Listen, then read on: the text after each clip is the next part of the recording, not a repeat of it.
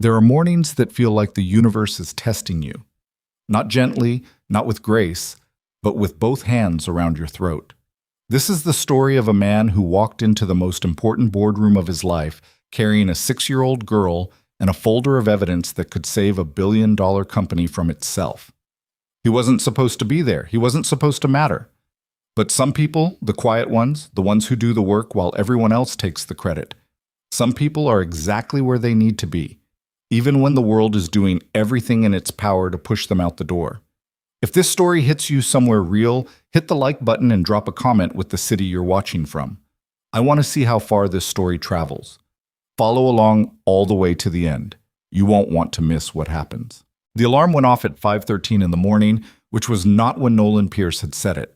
He'd set it for 5:30, 17 minutes that, on a day like today, felt like the difference between managing and drowning. He lay still for exactly 4 seconds, staring at the water stain on the ceiling of the bedroom that he'd been meaning to report to the building manager for 8 months, and then he got up. There was no version of this morning that allowed for lying in bed. He moved through the apartment quietly, the way you learn to move when you've spent 6 years making sure small feet stay tucked under blankets as long as possible. The kitchen was small. All of it was small. The galley counter and the 2-burner stove and the single window above the sink that looked out onto the brick wall of the building next door. But Nolan had long since stopped seeing the smallness. He saw what was in it. Emma's drawings held to the refrigerator with magnets shaped like fruits, a half-finished construction paper butterfly on the table, a plastic cup with her name written on it in permanent marker because she'd gone through a phase of insisting everything needed a label. He started coffee. He pulled her lunchbox from the cabinet and began packing it with the automatic efficiency of someone who had performed this exact sequence hundreds of times. The half sandwich cut diagonally because she wouldn't eat it any other way, the small bag of crackers, the apple slices in the container with the green lid, the juice box she always forgot to drink until he reminded her. He was putting the lunchbox in her backpack when his phone buzzed on the counter. The text was from the school, one of those automated messages, the kind that came in at brutal hours without any apparent awareness of what they were disrupting. Due to an emergency facilities issue, Markham Elementary will be closed today, Friday, April 14th. We apologize for the inconvenience. Nolan read it twice. Then he set the phone face down on the counter and stood very still for a moment, his hand resting on Emma's backpack, and did the math. Today was the day.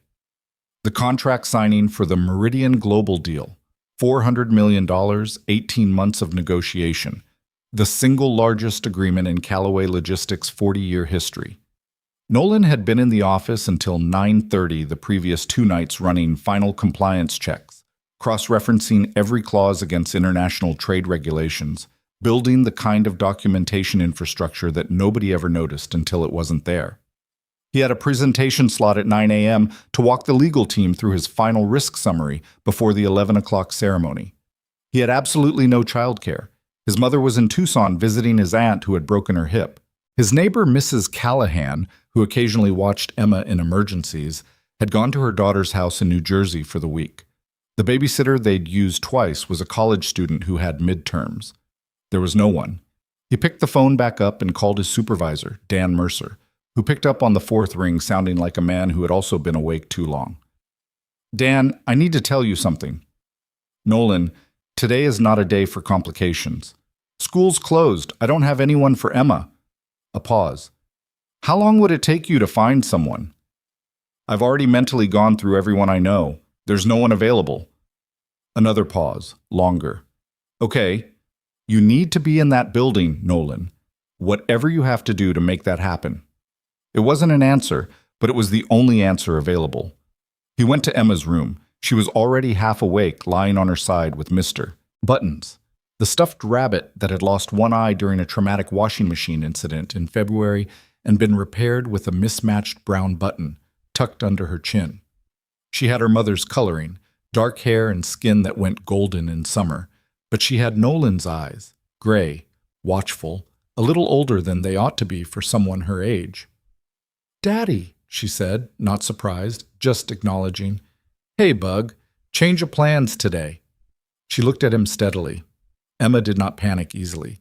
This was something Nolan took both pride in and quiet sadness from, because he understood that her steadiness had been built, at least partly, by necessity. School closed? Yeah. Am I coming with you? Is that okay? She considered this with the gravity of someone being asked a real question. Will there be snacks? I'll get you something. Okay. She sat up and reached for Mr. Buttons. I'll wear my blue dress. They left the apartment at 7:20. Emma wore the blue dress with the white collar that she'd chosen for the last 2 school picture days running, and she carried Mr. Buttons in her backpack alongside her coloring book and the small pouch of colored pencils she took everywhere. She held Nolan's hand on the subway platform and didn't ask him why he kept checking his phone, just stood close to him and watched the tracks with patient curiosity. He had the folder under his arm, a thick manila envelope that contained the printed documentation he'd assembled over the past 3 weeks. His laptop bag was on his shoulder. He dressed in the suit he kept dry cleaned and ready. The charcoal one with the faint pinstripe that had cost him more than he wanted to think about, but that he'd bought because there were moments in this work when you needed to look like someone worth listening to. Emma looked up at him on the train. Are you nervous? Little bit. About what? He thought about how to answer that. Work stuff. She nodded like this was a satisfying explanation. Mr. Buttons gets nervous too, before things. Does he? But then they usually turn out okay. She looked back at the window, watching the dark tunnel walls rush past. Not always, but usually. Nolan looked at her for a moment. This small, complete person who had come into his life and rearranged every priority he'd ever had, who trusted him with a totality that made him afraid sometimes, because trust that complete required you to be worthy of it. And then he looked back at his phone and went over his documentation one more time. Callaway Logistics occupied 11 floors of a glass tower in the financial district, and its lobby had the particular atmosphere of a place that had been designed to communicate power before anyone said a single word. High ceilings, pale marble floors, a reception desk that was staffed by people who smiled in a way that was professional rather than warm. Nolan had worked here for 4 years. He knew the security guards by name. He stopped to sign Emma in. The process of adding a child to the visitor log took a few extra minutes and earned him a look from the morning security supervisor that was politely neutral in a way that managed to convey mild disapproval. And then he brought her to his desk on the 8th floor. His desk was in the Compliance and Contracts division, which occupied a corner of the floor that most people walked past without looking directly at, the way you don't make eye contact with someone doing something unglamorous but necessary. Nolan's space was orderly in the specific way that said the person using it was accustomed to working with large volumes of material and had developed systems for managing it. 2 monitors, a whiteboard covered in his own shorthand, a small framed photo of Emma at last year's Halloween. She'd been a robot, cardboard box spray-painted silver. That was the only personal item visible. He set Emma up at the small conference table in the corner with her coloring book and colored pencils, and the bag of pretzels he'd bought from the cart in the lobby. Stay here, he said. If you need anything, if you need water or the bathroom or anything, come find me. I'll be close. Okay, Daddy? And Emma, he crouched down to her level. I need you to be really quiet today. Can you do that? She held up Mr. Buttons so the rabbit appeared to be looking at Nolan directly. In a slightly deepened voice, we can do that. Despite everything, Nolan almost smiled. Dasab. He had 40 minutes before his 9 o'clock presentation slot, and he used every one of them. The Meridian Global contract had been moving through Callaway's internal approval process for 18 months. A long-haul freight partnership with a European consortium that would give Callaway access to distribution networks across 6 countries, and according to every projection the executive team had circulated, transformed the company's revenue trajectory for the next decade. The deal had been negotiated by a team led by Executive Vice President Marcus Hale, and the legal review had been handled primarily by General Counsel Patricia Finn. Nolan's role had been supplemental, a secondary compliance review requested by CFO William Chen as a routine check. Nobody had expected it to surface anything significant. Nolan had not expected to surface anything significant. He'd found it 3 weeks ago, buried in a subsidiary clause on page 71 of a 94-page contract, in language so carefully written that it almost read as standard boilerplate. Almost. The clause, as originally drafted, capped Callaway's liability in the event of certain freight failures at 12% of annual contract value. What Nolan found when he pulled the revision history on the shared document system was that the clause had been modified, quietly, without notice, without the modification appearing in any official change log, sometime in the 10 days prior to his review. The modification shifted the liability cap structure in a way that, under the specific regulatory framework governing international freight agreements in 2 of the 6 partner countries, would expose Callaway not to 12%, but to potentially unlimited liability in the event of what the contract defined as systemic operational failures. He'd run the numbers 4 ways. Every version came back the same.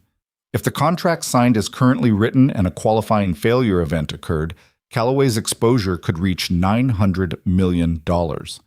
Against a company whose total annual revenue was just under $600 million. He had sent a written summary to Dan Mercer 3 weeks ago. Dan had forwarded it upward. Nolan had heard nothing back. He'd followed up twice. Still nothing. Last week he'd requested a meeting with Patricia Finn's office. The meeting had been scheduled, then rescheduled, then quietly dropped from the calendar. This morning, reading the contract one final time on the subway, he had noticed something else, a secondary modification in a different section that interacted with the first in a way that made the exposure even broader. He sat at his desk now and worked through the documentation with the focused intensity of someone who understood that he was running out of time to be heard through normal channels. At 8:47, he gathered everything and went upstairs. The executive floor was a different country. The carpet changed from the flat commercial grade of the lower floors to something deeper, the lighting shifted from fluorescent to warm overhead panels, and the general noise level dropped to an almost pressurized quiet. Today, it was even quieter than usual. The particular held-breath stillness of a building that knows something significant is about to happen within its walls. The international visitors, 6 representatives of the Meridian Global Consortium, had arrived the night before and were housed at the hotel 2 blocks east. They were due at 11. Legal teams on both sides had been in the building since 7. The board chairman, Richard Callaway himself, had flown in from his home in Connecticut and was currently in the private dining room on 12 with 3 of the company's largest institutional investors. Nolan had been told by Dan that his 9 o'clock slot was a 15-minute summary with the legal team, after which they would take his concerns under advisement. He had also been told twice to keep the presentation concise. What he had not been told was that Victoria Sterling would be in the room. He knew who she was. Everyone at Callaway knew who she was. She'd been CEO for 14 months, brought in from outside, replacing the founder's son after 2 consecutive years of missed targets. And the stories that circulated about her were the kind that people tell with a mixture of genuine admiration and genuine wariness. She was 30 years old, which nobody forgot because she didn't let them, and she had rebuilt the executive team and restructured 3 divisions in her first 8 months. She was also, by general consensus, someone who did not have a lot of patience for people who wasted her time. She was standing in the window when Nolan walked in, phone pressed to her ear, and she glanced at him the way you glance at something peripheral, noting its presence, assigning it a low priority, moving on. She was in a dark navy suit that fit like it had been made for her specifically, and her hair was pulled back in a way that looked effortless, but probably wasn't. She had the kind of controlled energy that filled a room without trying. The legal team, Patricia Finn, 2 of her associates, and Dan Mercer, were seated around the conference table.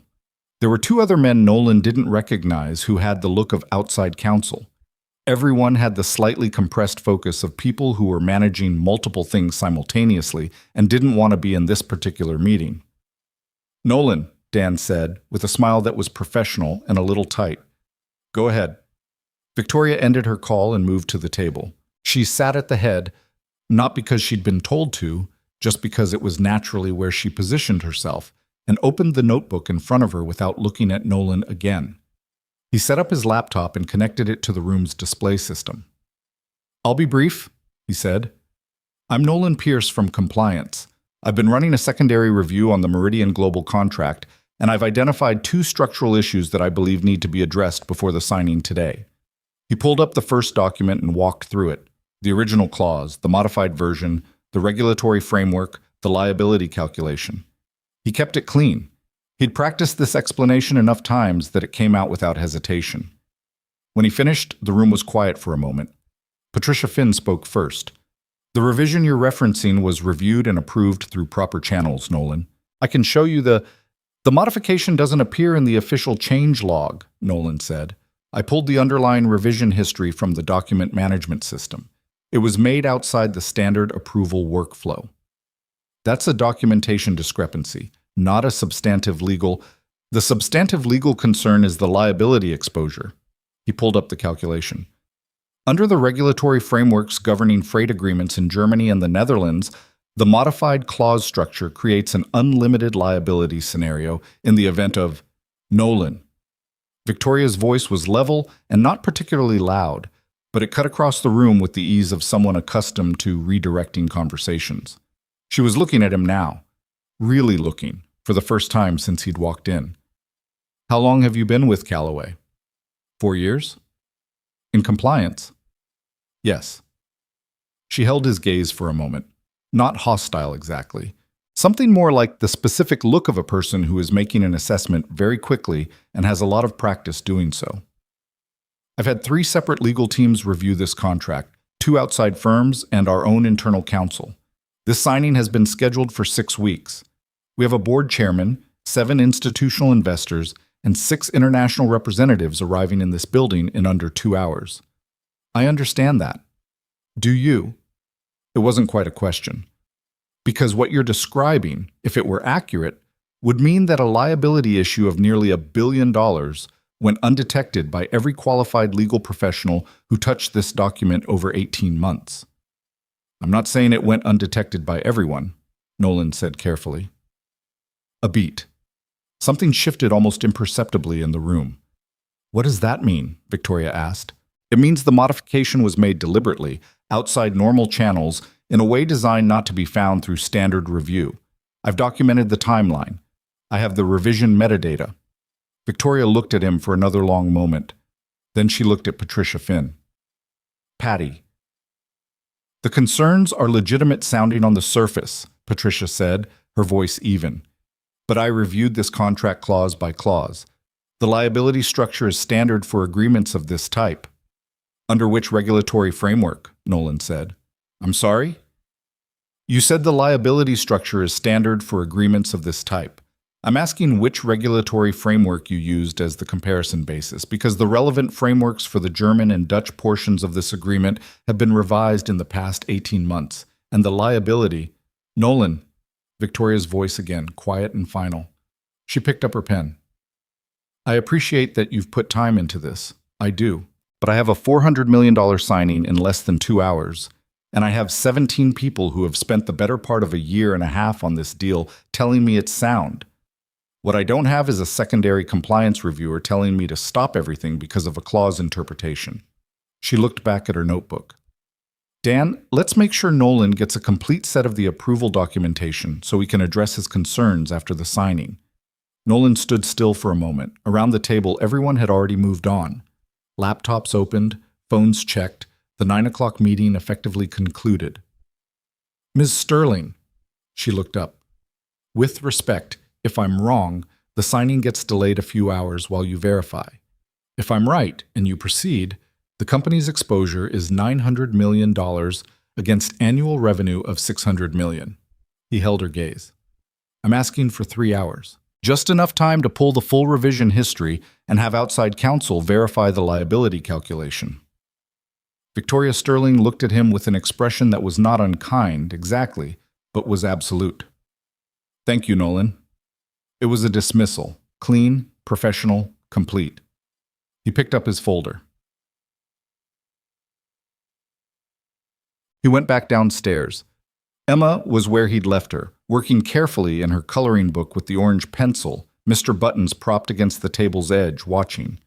2 of Nolan's colleagues, Lisa and Andre, were at their desks and had plainly been aware of Emma's presence in the way of people who don't know quite what to do with a child in a professional space and have settled on benign non-acknowledgement. Nolan sat down at his desk and opened his laptop. He had 3 options. The first was to accept the outcome of the 9 o'clock meeting, write up his documentation in a formal memo, file it with the compliance record, and let the signing proceed. This was what Dan had essentially recommended, twice in the past 2 weeks. The second was to escalate directly to the board chairman, which would require getting past 3 layers of assistants and coordinators on a day when Richard Calloway was almost certainly completely inaccessible. The third option was the one that had been forming in the back of his mind for the past 10 days, the one he'd been hoping he wouldn't need to use, because using it meant crossing a line from which there was no elegant return. He stared at his screen. He thought about Emma's medical appointments. The specialist in pediatric cardiology they'd been seeing since Emma was 4, when a routine checkup had turned up an arrhythmia that turned out to be manageable but required regular monitoring and a medication that was, without insurance, more expensive than his rent. He thought about the premium notices he still got occasionally, the letters explaining what the insurance covered and what happened when it didn't. He thought about the particular arithmetic of a single income. Then he thought about $900 million going up in smoke, and the hundreds of people who worked in this building, and the families they went home to. He opened a new browser window and began to work. What happened next was not dramatic from the outside. It looked from the outside like a man at a desk doing very quiet work on a computer, which was precisely what it was. Nolan had been running secondary compliance reviews at Calloway for 4 years. His job required access to the document management system at a depth that most people who used the system never went.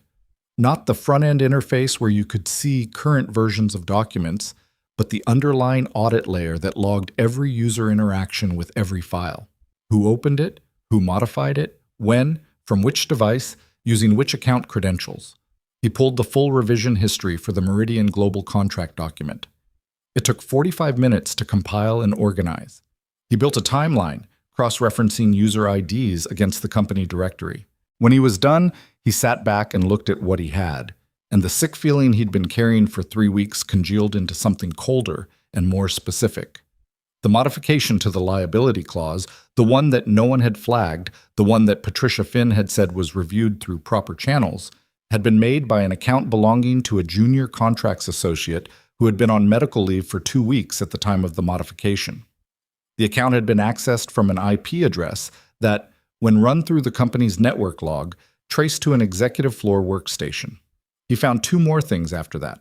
The first was a series of internal messages, not email, but the company's internal communication platform, which he had access to through the compliance audit function, between Marcus Hale and Patricia Finn over a 6-week period that included language about containing the liability question and managing the review timeline.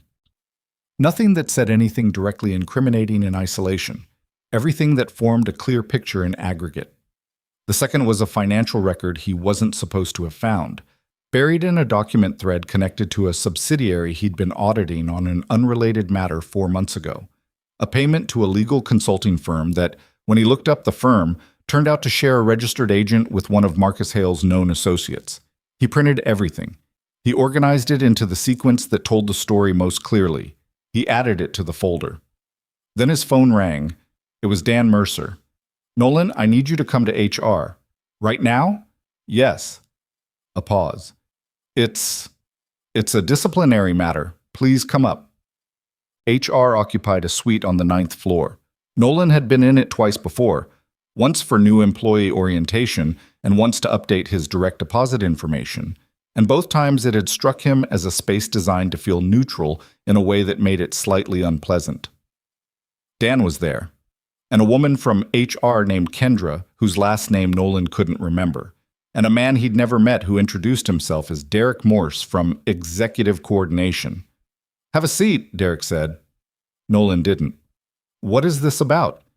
"We've received a report," Derek said, "that you've been sharing sensitive contract documentation with external parties. Specifically, that you've been in contact with representatives of a third-party firm regarding the Meridian Global Agreement."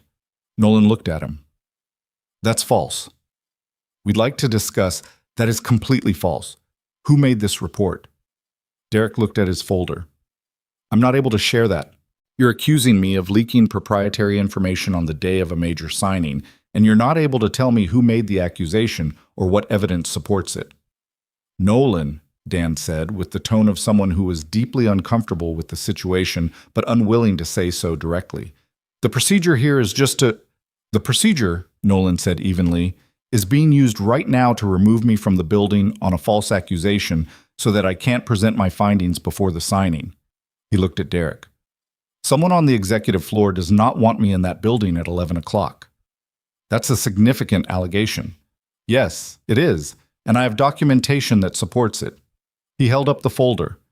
"Which is why someone is trying to make me the problem instead of the evidence." Kendra spoke for the first time. "Nolan, pending review, we're asking you to work remotely for the remainder of the day." He looked at her. Then he looked at Dan, who looked at his hands. "My access to the building," Nolan said. "Will it be suspended?" "Your badge will be temporarily restricted to non-executive floors while we—" "That's the answer I needed." He left. He went back to his desk. Emma looked up from her coloring book. She had finished the butterfly and moved on to what appeared to be a complex scene involving a horse and what might have been a castle. She had the artist's focused calm. "Daddy, you look different." "Yeah? Like when you're thinking really hard." "I am thinking really hard." He sat down and looked at her. "Emma, I might need to leave the building for a little bit and then come back." "Why?" "It's complicated." She thought about this. Is it like when a puzzle is hard but you know where the pieces go? He considered the metaphor. Something like that. "Okay." She went back to her drawing. "I'll be here." He started making calls. The first was to a man named Raymond Costa, who had been a senior auditor at Callaway 3 years ago, before leaving to join a regulatory consulting firm. Nolan had worked with Raymond on 2 interdepartmental reviews, and Raymond had a habit of maintaining relationships with people he considered thorough. "Raymond, it's Nolan Pierce." "Nolan." Warmth, and then reading something in the tone. "What's happening?" "I need an external set of eyes on something, today, in the next 2 hours. A pause. "How serious?" "I have documentation of what looks like deliberate contract manipulation by at least 2 senior officers of a public company with liability exposure in excess of $900 million. Silence. "Raymond? I'm here, I'm just— You said 2 hours? The signing is at 11. Send me what you have. Now." He sent it. Then he made a second call, to a number he'd found through 3 intermediaries over the past 2 weeks, a contact at the regulatory office that oversaw international freight agreements, a woman named Laura Heist, who had, in a conversation he'd carefully initiated as a hypothetical compliance inquiry, explained to him exactly what the notification requirements were when a company became aware of potential material misrepresentation in a major commercial agreement. He had 17 minutes of notes from that conversation. He pulled them up now.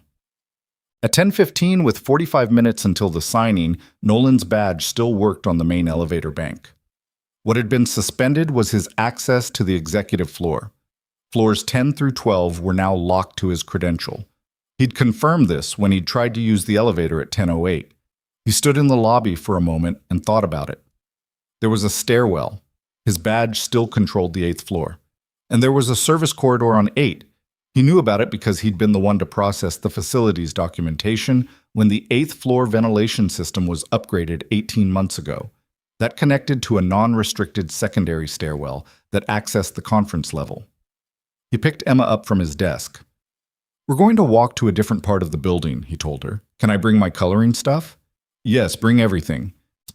She packed her backpack with the methodical care of someone who had learned not to leave things behind, tucked Mr. Buttons under her arm, and took his hand.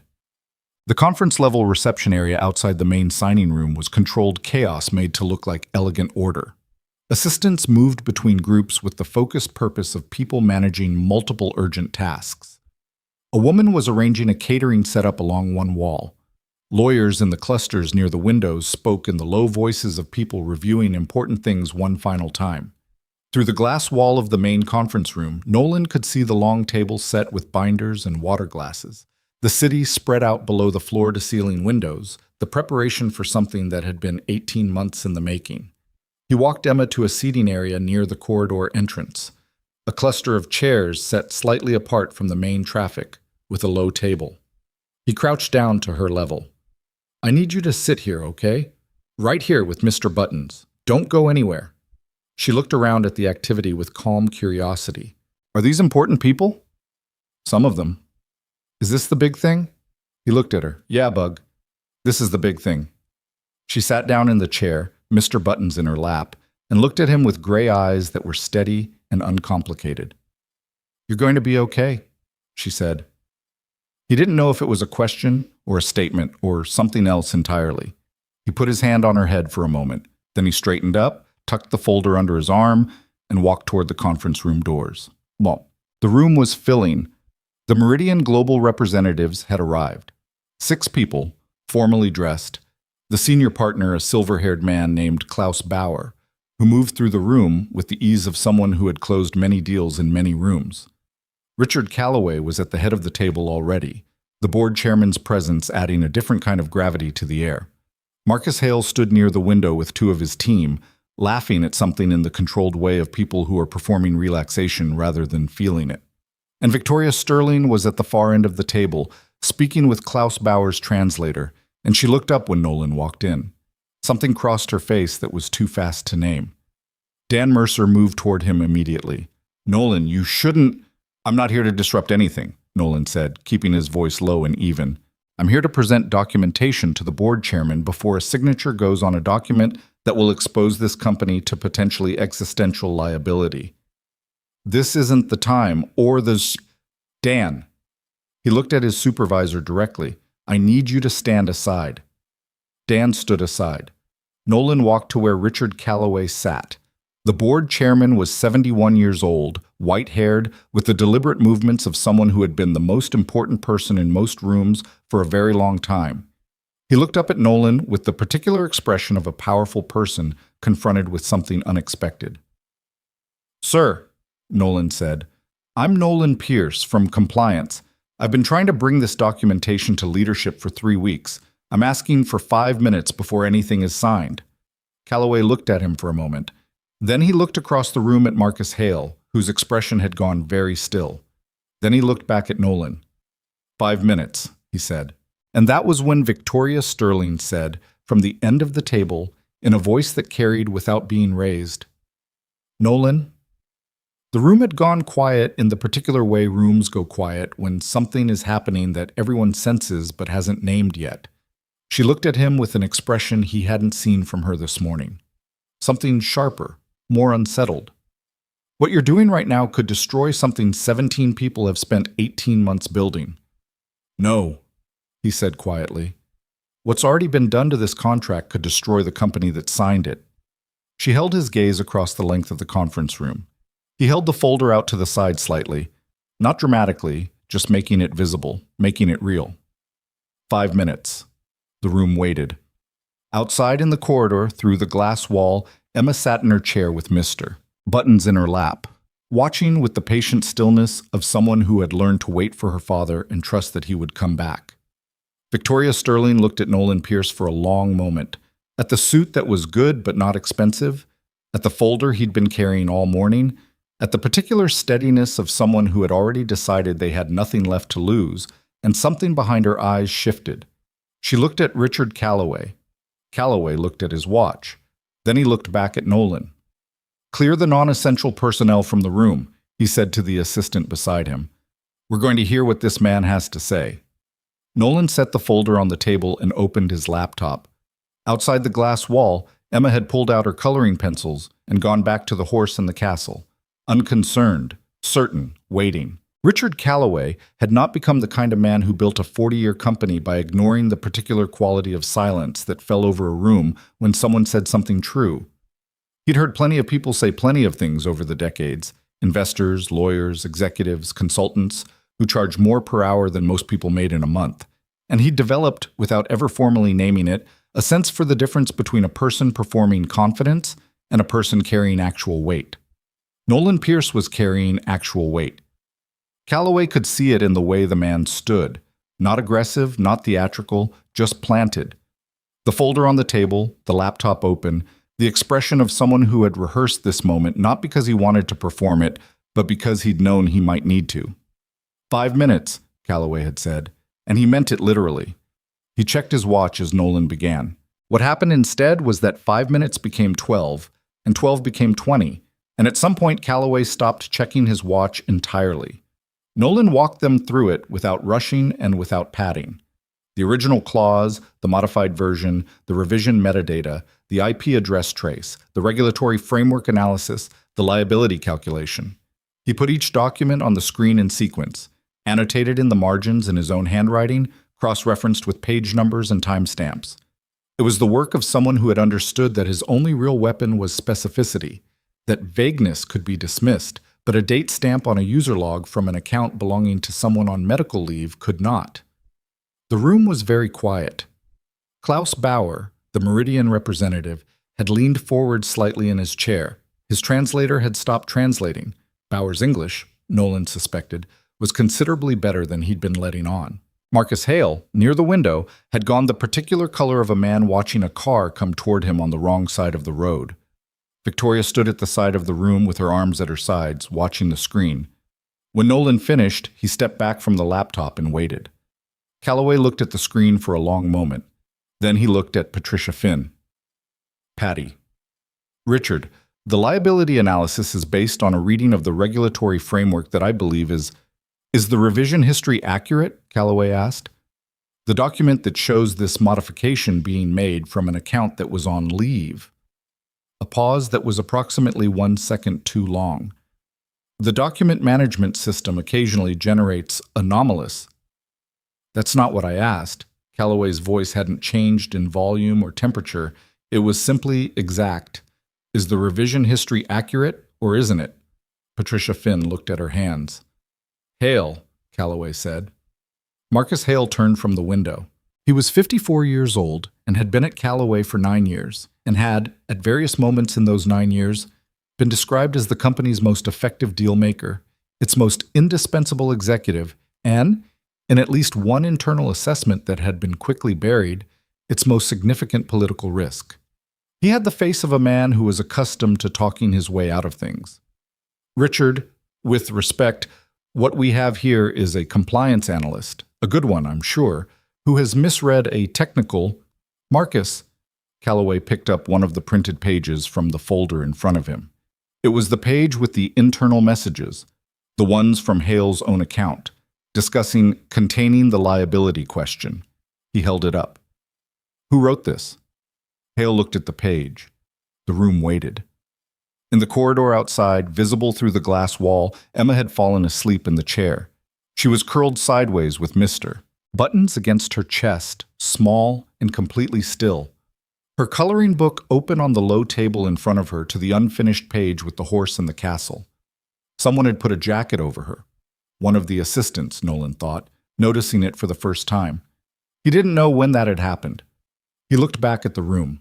Hale was still looking at the page. I want this room cleared, Calloway said, except for Mr. Pierce, Mr. Hale, Patricia, and legal. He looked at the Meridian representatives. Klaus, I apologize. I'm going to need 30 minutes. Klaus Bauer looked at him for a moment, then nodded once. He stood and buttoned his jacket with unhurried precision. Take what you need, Richard, he said in excellent English. We'll be in the dining room. The 30 minutes that followed were not something Nolan would ever fully describe to anyone, partly because much of it was covered by legal privilege, and partly because there were moments in it that didn't translate well into narrative. The specific way a powerful man's composure comes apart, not all at once but in increments, like a wall developing cracks. Marcus Hale tried 3 different framings in the first 10 minutes. The first was technical misinterpretation. The second was jurisdictional ambiguity. The third was something that came perilously close to suggesting that Nolan had manufactured the evidence, which Calloway shut down with 2 quiet words before it could fully form. Patricia Finn, for her part, said very little after the first few minutes. She had the look of someone who had made a calculation some time ago and was now watching the math come out wrong. Outside counsel, one of the men Nolan hadn't recognized, a senior partner from the outside firm whose name he later learned was Gerald Park, asked Nolan 3 very specific questions about the regulatory framework, each one more technical than the last. And when Nolan answered all three without hesitation, Park leaned back in his chair and looked at the ceiling for a moment with the expression of a person revising several things simultaneously. The liability exposure is real, Park said, to no one in particular. The question of how the modification occurred is a separate matter, but the exposure itself is not ambiguous under the revised German framework. Calloway looked at him. How did we miss this? We were working from the version in the primary review system, Park said, which didn't reflect the modification. He looked at Nolan. How did you find it? I pulled the audit layer, Nolan said. I had access through compliance. It's not a function most people use for contract review. Park nodded slowly. No, it isn't. Calloway looked at Marcus Hale one more time. The look was brief and contained and said everything that needed to be said. He turned to the assistant near the door. Get Derek Morse from Executive Coordination. Then he looked at Nolan. You stay. But Nolan stepped out of the conference room at 11:53, nearly an hour after the signing was supposed to have occurred. The corridor had thinned out. The Meridian team was still in the dining room, and the overflow of lawyers and assistants had dispersed to various holding patterns around the floor. Emma was awake. She was sitting up in the chair with Mr. Buttons in her lap and the coloring book open, but she wasn't coloring. She was watching the corridor with the patient attention of someone who has been waiting a long time and has made peace with it. When she saw Nolan come through the doors, something in her shoulders released. Daddy? Hey, Bug? He crossed to her and crouched down. She put both arms around his neck, and he held her, one hand on the back of her head. You were gone a long time, she said into his shoulder. I know. I'm sorry. Is it okay? He thought about how to answer that. Is it okay? Was both the simplest and most complicated question she could have asked. What he knew right now, standing in the corridor on the 11th floor with his daughter's arms around his neck, was that the signing had been halted, that Calloway had ordered an immediate internal investigation, that legal holds were being placed on documents, and that Marcus Hale had left the conference room accompanied by Derek Morse and had not come back. What he didn't know yet was what any of it meant for him. It's going to be okay, he said, which was not quite the same thing, but was the most honest answer he had. She pulled back and looked at him with the directness she had when she was assessing something. Her gray eyes moved over his face. Then she held up Mr. Buttons. He thinks so too, she said. Nolan managed something close to a real smile. He was picking Emma up to carry her. She was 6 and could walk perfectly well, but sometimes she let him carry her, and he always took the option when it was available, aware in the back of his mind that there was a number of years remaining in which she would allow this, and that number was not large, when he heard his name. Victoria Sterling was standing in the doorway to the conference room. She had the look of someone at the end of something. Not defeated, exactly. Nolan didn't think that was a register her face did easily, but worn down in a way that he hadn't seen from her that morning. Her jacket was still on, the suit still composed, but something around her eyes had changed. Can I speak with you for a minute? She said. He set Emma down and looked at her. Sure. Victoria glanced at Emma, then back at him. Something shifted in her expression. Briefly, almost involuntarily, the way things shift when you see something you weren't prepared for. She looked back at Nolan. What you did in there, she said. The documentation. How long did that take you? 3 weeks to build, since I first found the modification. You sent a summary to Dan Mercer 3 weeks ago. Yes. And when no one responded, you kept building the file. Yes. She was quiet for a moment. Why didn't you go to Calloway directly? 3 weeks ago? Because I tried through the proper channels first, and then when that didn't work, I needed more than a liability calculation. I needed the full picture of how the modification happened and who knew about it. Without that, it was just a compliance analyst questioning the legal team's work. He paused. Nobody was going to stop a $400 million signing on the word of a compliance analyst. She held his gaze. They might have. They didn't this morning, he said without particular edge. When I told you directly. That landed. He could see it. She didn't look away. No, she said. They didn't. A beat. I didn't. Emma, who had been standing next to Nolan with her hand in his, and the natural patience of a child who has spent considerable time around adult conversations she didn't fully understand, chose this moment to look up at Victoria with frank curiosity. "Are you the boss?"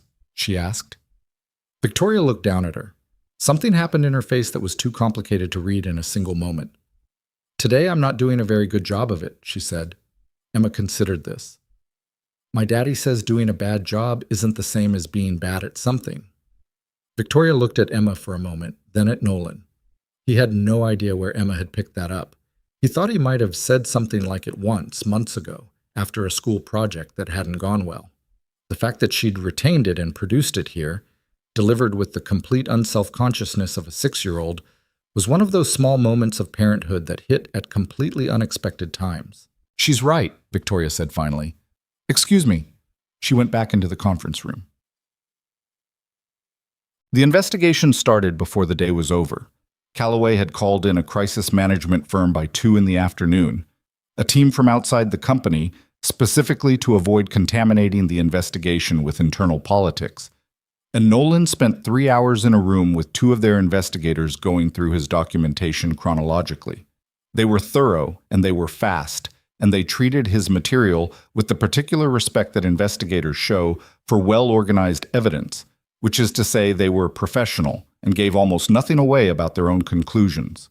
Emma sat beside him for the first hour with her coloring book, then fell asleep again with her head against his arm, and the investigator across from him, a woman in her 40s named Chen, who had the compressed efficiency of someone who has done this work for a long time, glanced at Emma and then back at her notes without comment. "The IP address on the unauthorized modification," Chen said. "You traced it to an executive floor workstation. Workstation 12C, according to the network log. I have the log pull in the folder, tab 4. Chen turned to tab 4. "And the account used belongs to Terrence Webb, Junior Contracts Associate. He was on medical leave from March 3rd through March 18th. The modification timestamp is March 9th. Chen wrote something. Someone used his credentials. Used his credentials from an executive floor workstation he would have had no reason to be on even if he weren't on leave. "Do you know if Webb was aware?" "I don't." Nolan paused. "I think it's more likely his credentials were used without his knowledge. The access pattern doesn't fit someone making an intentional modification. It's too clean. Someone who knew the system well enough to make the change but was using an account that wasn't their own to create distance." Chen looked at him steadily. "You thought through a lot of this." "I had 3 weeks. Most people in your position would have let it go after the first non-response from leadership." He thought about Emma asleep against his arm, about the specific arithmetic of her medication and his insurance, about the thing he'd known, somewhere underneath all the professional calculation from the moment he'd found the modification, that this was not a thing he could unknow, that you could not find something like this and look away from it without becoming, in some fundamental way, someone who looked away from things. "Yeah," he said. "Well." Chen looked at him for another moment, then she turned to the next tab. By 4:30, the floor had cleared considerably. Dan Mercer found Nolan in the small kitchen area near the elevators, making Emma a cup of tea. She'd asked for it with the gravity of someone requesting something medicinal, and he'd been so surprised by the request that he'd simply made it. Dan looked tired in the particular way of someone who had been receiving information he didn't want all day. He was 52 and had been Nolan's supervisor for the full 4 years, and their relationship had always been cordial and professional and had never been close, and right now he looked like a man taking stock of that distance. "Nolan," he said. "Dan. How's she doing?" He nodded at Emma, who was sitting on the counter with her feet dangling, holding the mug with both hands and blowing on the tea with focused attention. "She's fine." Nolan turned back to the counter. "She thinks this has been an adventure." Dan was quiet for a moment. "The things you sent me 3 weeks ago," he said. "I forwarded them to Marcus." Nolan didn't respond. "I didn't know," Dan said. "I want to be clear. I didn't know what he was involved in. I just thought it was above my level, and I forwarded it to the person whose level it was." "And then nothing came back," Nolan said. "And then nothing came back, and I told you to let it go because Dan stopped. "Because I thought if the legal team had cleared it, then probably it was fine, and I didn't want to—" He stopped again. Didn't want to make trouble, Nolan said. Not unkind, just accurate. Dan didn't answer that directly. The investigation team wants your full compliance access maintained during the review. Calloway's orders. He paused. Whatever happens with the rest of it, whatever the investigation finds, your job is secure. That came from Calloway directly. Nolan absorbed this. He hadn't let himself think about it yet, the practical aftermath, because there hadn't been space to think about it. Okay, he said. Nolan. Dan looked at him with the expression of a man trying to say something he doesn't have quite the right words for. What you did today, the way you held it together. He shook his head slightly. I don't think I would have. Nolan looked at his daughter, who had decided the tea was now at an acceptable temperature and was drinking it with deliberate satisfaction. You don't know what you'll do, Nolan said, until you've got a reason to do it. Emma looked up at him over the rim of the mug. This is good tea. I'm glad. Can we get noodles on the way home? He looked at the window.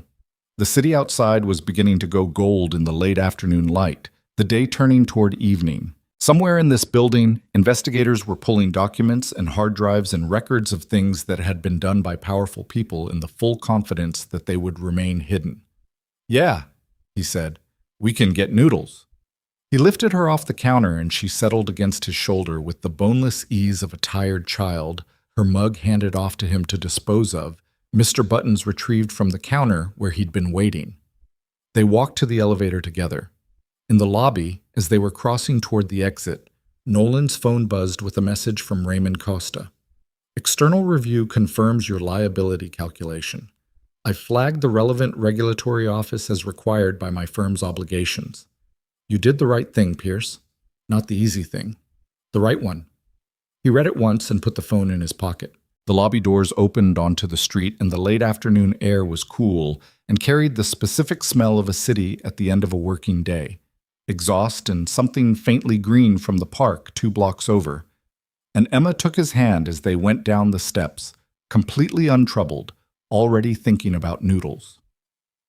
Nolan Pierce had saved a company today. He had risked everything he had to do it, and at least 2 people he'd trusted had not trusted him back, and he was going home with his daughter and $37 in his checking account until Friday. He was tired in a way that went past the physical. But Emma's hand was in his, and the evening was opening up in front of them, and he thought about what she'd said on the subway that morning. Not always, but usually. He thought that was probably enough to keep walking. The noodles were from a place 3 blocks from their apartment that had no name on the sign outside, just a red awning and a hand-painted bowl, and Nolan had been going there since Emma was 2 years old and small enough to sit in a high chair and eat udon with her hands. The owner, a compact man in his 60s named Mr. Yo, knew their order without being asked and had a habit of bringing Emma an extra serving of the soft tofu without charging for it, which Nolan had tried to pay for exactly once before understanding that the offer would be refused and the attempt would mildly offend. They sat in the corner booth, and Emma ate with the focused satisfaction of someone who has burned a significant amount of energy waiting patiently all day, and Nolan drank green tea and watched the street through the window and tried to let his mind go quiet for the first time since 5:13 that morning. It didn't entirely cooperate. The investigation was real now. Calloway had set it in motion, the external firm was in the building, and whatever came next would come next whether Nolan spent the evening replaying the day or not. That was the logic, and the logic was correct, and it didn't stop him from sitting in a noodle shop at 7 in the evening, running back through every exchange in the conference room, looking for the things he might have missed. Daddy, Emma said. Yeah. You keep doing the face. What face? She made an expression that was a simplified version of what he recognized with a start as his own expression, slightly compressed, eyes focused on the middle distance. She was unsettlingly good at this. I'm not doing that, he said. You are, though. He picked up his tea. Eat your noodles. She went back to eating, satisfied with having made her point. He thought about Victoria Sterling saying, I didn't in the conference room doorway, the way she'd said it without softening it or explaining it away, just offering it as a plain fact, which had been more disarming than an apology would have been. He thought about the way she'd looked at Emma when Emma made that observation about doing a bad job. He didn't know what to do with any of it yet, so he set it aside in the part of his mind where he put things that required more processing than he currently had capacity for. He paid the check and carried Emma home on his back because she was tired enough to ask, and she fell asleep in her clothes halfway through him trying to change her into pajamas. And he pulled the blanket up and put Mr. Buttons next to her, and stood in the doorway of her room for a minute in the particular silence of an apartment where a child is sleeping. He went to bed at 9:30 and lay awake until 11. So, the next 10 days were strange in the way that the aftermath of a significant event is always strange. The event itself had a shape and a momentum, and then it was over. And what was left was the bureaucratic and human consequence of it, which had no clear shape at all. The investigation moved fast, which surprised him. Chen's team, it turned out, had extensive experience with exactly this kind of corporate fraud, the specific genre of deliberate contract manipulation designed to create liability that could later be exploited or leveraged. And the evidence Nolan had assembled gave them a starting point that compressed what might have been a month-long process into something much more immediate. By the end of the first week, Marcus Hale had been placed on administrative leave. Patricia Finn had retained personal counsel. Two other executives, a senior vice president named Glenn Torrance and a director of international partnerships named Sue Young Park, no relation to the outside counsel, had been identified as participants in the scheme, the nature of which was becoming clearer as the investigation pulled at threads. A complex arrangement by which the consortium, represented by Meridian Global, would have been in a position, after a manufactured operational failure, to acquire Callaway's international distribution network at a fraction of its value, with the executives involved receiving payments routed through intermediary firms. It was not a small thing. It was a carefully planned thing, and it had nearly worked. Nolan learned most of this secondhand through Dan Mercer, who had pivoted from the careful professional distance of a supervisor managing a difficult employee to something closer to a man attempting to compensate for a failure of nerve through the currency of information. Nolan didn't hold the 3 weeks of non-response against Dan in any active way. He understood, in the pragmatic manner of someone who had spent 4 years watching how organizations worked, that Dan's instinct to forward the problem upward had been exactly the kind of instinct that organizations trained people to have, and that the person who'd received the forward had ensured nothing came back. Dan had not been courageous, but he hadn't been corrupt, and in the current accounting those were different things. Nolan went to the office every day. His access had been fully restored within 24 hours, with a brief and remarkably unladen email from IT that said nothing about why it had been restricted in the first place. He sat at his desk and did his work and didn't talk about what had happened to the people who hadn't been involved, partly because he didn't have the energy for it, and partly because he understood that the version of events circulating through the 8th floor was doing its own work without his help. He was in the break room on the 6th day, eating a sandwich over his keyboard in the way he'd been told repeatedly was bad for the keyboard, when Victoria Sterling walked in. He hadn't seen her since the corridor on the day of the signing. She'd been in the building. He knew that from the investigation team's schedule, which occasionally required conference rooms on his floor, but their paths hadn't crossed. She was in gray today, a different suit, and she looked like someone who had been sleeping less than usual, which he recognized because he'd been seeing it in his own mirror. She went to the coffee machine and put in a pod and then turned and saw him, and there was a half-second where neither of them said anything. "Pierce," she said. "Ms. Sterling." She looked at the sandwich. "Eating at your desk?" "Break room, technically better." She almost smiled. It didn't quite make it, but it almost did. She took her coffee and leaned against the counter. "The investigation team briefed me this morning," she said. "The full scope." She looked at her coffee. "I've been going back through the timeline. The document you sent Dan Mercer, March 22nd. "Yeah. And then you followed up twice." She looked at him directly. "And then you requested a meeting with Patricia's office." "Which got dropped." "Which got dropped?" She was quiet for a moment. "I want to ask you something, and I need you to answer honestly." "Okay." "When you came to that 9 o'clock meeting, and I shut you down." She held his gaze. "What did you think of me?" It was not the question he'd expected. He considered it with the honesty she'd asked for. I thought you were making a decision with incomplete information, he said, and that the people around you were making sure you stayed incomplete. That's a diplomatic answer. You asked for honest, not harsh. She looked at him for a moment. And the part where I said, try me again? I thought you were wrong, he said simply. And I thought you were going to lose something you didn't know you were losing. She turned back to her coffee. I was going to ask you to stay today, she said, when I caught up to you in the corridor, after the room was cleared. She turned back. I was going to say that you should stay in the building while the investigation team got started, that I thought it would be useful to have you accessible. Okay. Instead, I said, can I speak with you? And then your daughter told me something that I've been thinking about for a week. He waited. She said doing a bad job isn't the same as being bad at something. Victoria looked at him. Did you teach her that? Once. I don't think she was supposed to retain it. How old is she? 6. Victoria nodded slowly, the way people nod when they're processing something rather than agreeing with it. Where's her mother, E? She said, and then immediately, you don't have to answer that. It's fine. He folded the sandwich bag. She left when Emma was 18 months old. It wasn't dramatic. She just realized she didn't want the life she'd chosen, and she left. He paused. We hear from her occasionally. Emma has her picture. Victoria said nothing for a moment, then, that's a hard thing to explain to a kid. Yeah, Emma doesn't ask about it much anymore. I think she's made her own peace with it, in the way kids do when they don't have another frame of reference. He looked at the table. She knows her dad shows up. That seems to be enough. She knows you show up, Victoria said, with a precision that made him look up. She wasn't looking at him when she said it. She was looking at her coffee. That's not nothing. She pushed off the counter and picked up her cup.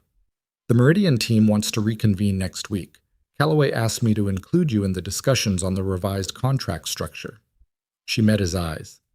You should know that that request came from Klaus Bauer directly. He specifically asked for the person who found the clause. Nolan absorbed this. I'll be there, he said. She nodded and left. He sat there for a moment with his sandwich wrapper and thought that something had shifted in the past 10 minutes, and he wasn't entirely certain what it was. The disciplinary review that HR had initiated on the morning of the signing was formally closed on day 8, with a 2-paragraph notice that described the matter as resolved following investigation, and contained no acknowledgement of what the investigation had found or what the review had been designed to accomplish. Nolan read the 2 paragraphs twice and filed the document in the same folder where he kept Emma's school medical forms and their lease renewal, the folder of things that needed to be kept but didn't require regular attention. Terrence Webb, the junior associate whose credentials had been used for the unauthorized modification, was cleared by the investigation within 3 days. He'd been on a beach in Florida for 2 weeks and had no idea any of this had happened until an investigator called him. He came back to the office on day 9, looking like a man who had narrowly avoided being hit by a bus without ever seeing it coming, and he stopped by Nolan's desk to say thank you in the stilted way of someone expressing a gratitude they don't quite have the vocabulary for, and Nolan told him it was fine and meant it. On day 10, Emma had her quarterly cardiology appointment. This was the appointment Nolan had been aware of for weeks as a fixed point. The twice-yearly check on her arrhythmia, the review of her medication levels, the EKG that took 20 minutes and produced a small paper scroll of data that Dr. Reyes would read with the same unhurried focus she brought to everything, asking Emma questions about whether she got tired easily and whether her heart ever felt like it was going fast for no reason, while Emma sat on the paper-covered table and answered seriously. The arrhythmia was manageable. It had always been manageable. That word, manageable, had a specific weight in Nolan's life that it didn't have for people who hadn't sat in that office when Emma was 4 years old and heard a pediatric cardiologist explain, in careful language designed not to frighten, that their daughter's heart had a structural preference for certain rhythms that would require monitoring and medication and attention for the foreseeable future. Manageable meant, if they stayed on top of it, she would be fine. It did not mean, this is not something to worry about. It meant you have the tools to manage the worry, but the worry is real. He sat in the waiting room while Emma was inside with Dr. Reyes and a nurse and a children's picture book about a bear who was afraid of thunderstorms. He sat with his hands in his lap and looked at the fish tank in the corner of the room that was there specifically to give anxious parents something calm to look at, and thought about what the past 10 days had actually been about underneath all the legal and corporate architecture. He'd found something wrong. He'd tried to fix it through the right channels and been ignored, and then tried again and been actively obstructed, and then gotten up in front of a room full of powerful people and said the thing that needed to be said regardless of what it cost him. He'd done that because it was the right thing to do, but also, and he'd been honest with himself about this in the way that the quiet of 11 p.m. tends to make you honest, because of Emma. Because of her cardiology appointments and her medication and their lease and the specific fragility of a life built on a single income with no margin. Protecting the company had been the right thing. Protecting himself had been a necessity. The two things had happened to align. He wondered sometimes if that alignment made the whole thing more or less admirable. He'd never fully resolved it. Emma came out of the appointment with a sticker on her shirt. The nurse gave her one every time, from a collection of small circular stickers, and Emma always chose the same one, a yellow sun. And Dr. Reyes appeared in the doorway behind her with the expression she wore when things were fine. "Everything looks good," she told Nolan. "Numbers are stable. Keep her on the current dosage, bring her back in 6 months." She looked at Emma, who was showing Mr. Buttons the sun sticker. "She's doing great." Nolan let out a breath he'd been holding, at some level, since the appointment was scheduled. "Thank you," he said. On the way home, Emma asked if they could stop for ice cream, which they did, and she ate a small cup of vanilla with the focused pleasure of someone who understood that vanilla was the superior choice regardless of what everyone around her was getting.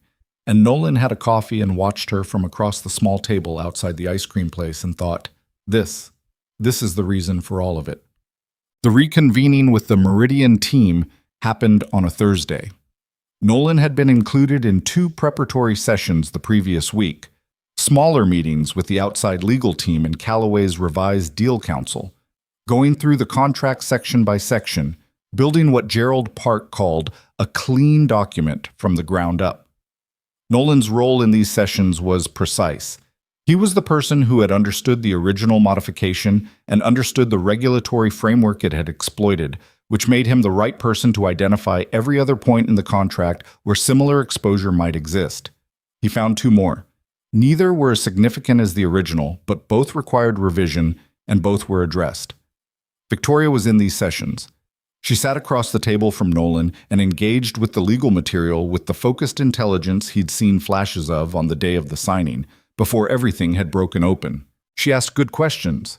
Not the questions of someone performing competence, but the questions of someone who was genuinely trying to understand the technical material well enough to make decisions from it, which was a different thing entirely. She had legal training in her background. He'd gathered an MBA and a year of law school before she'd shifted direction, and she used it without making a point of using it. On the second day of prep sessions, she pushed back on something Gerald Park said about the indemnification structure, and she was right.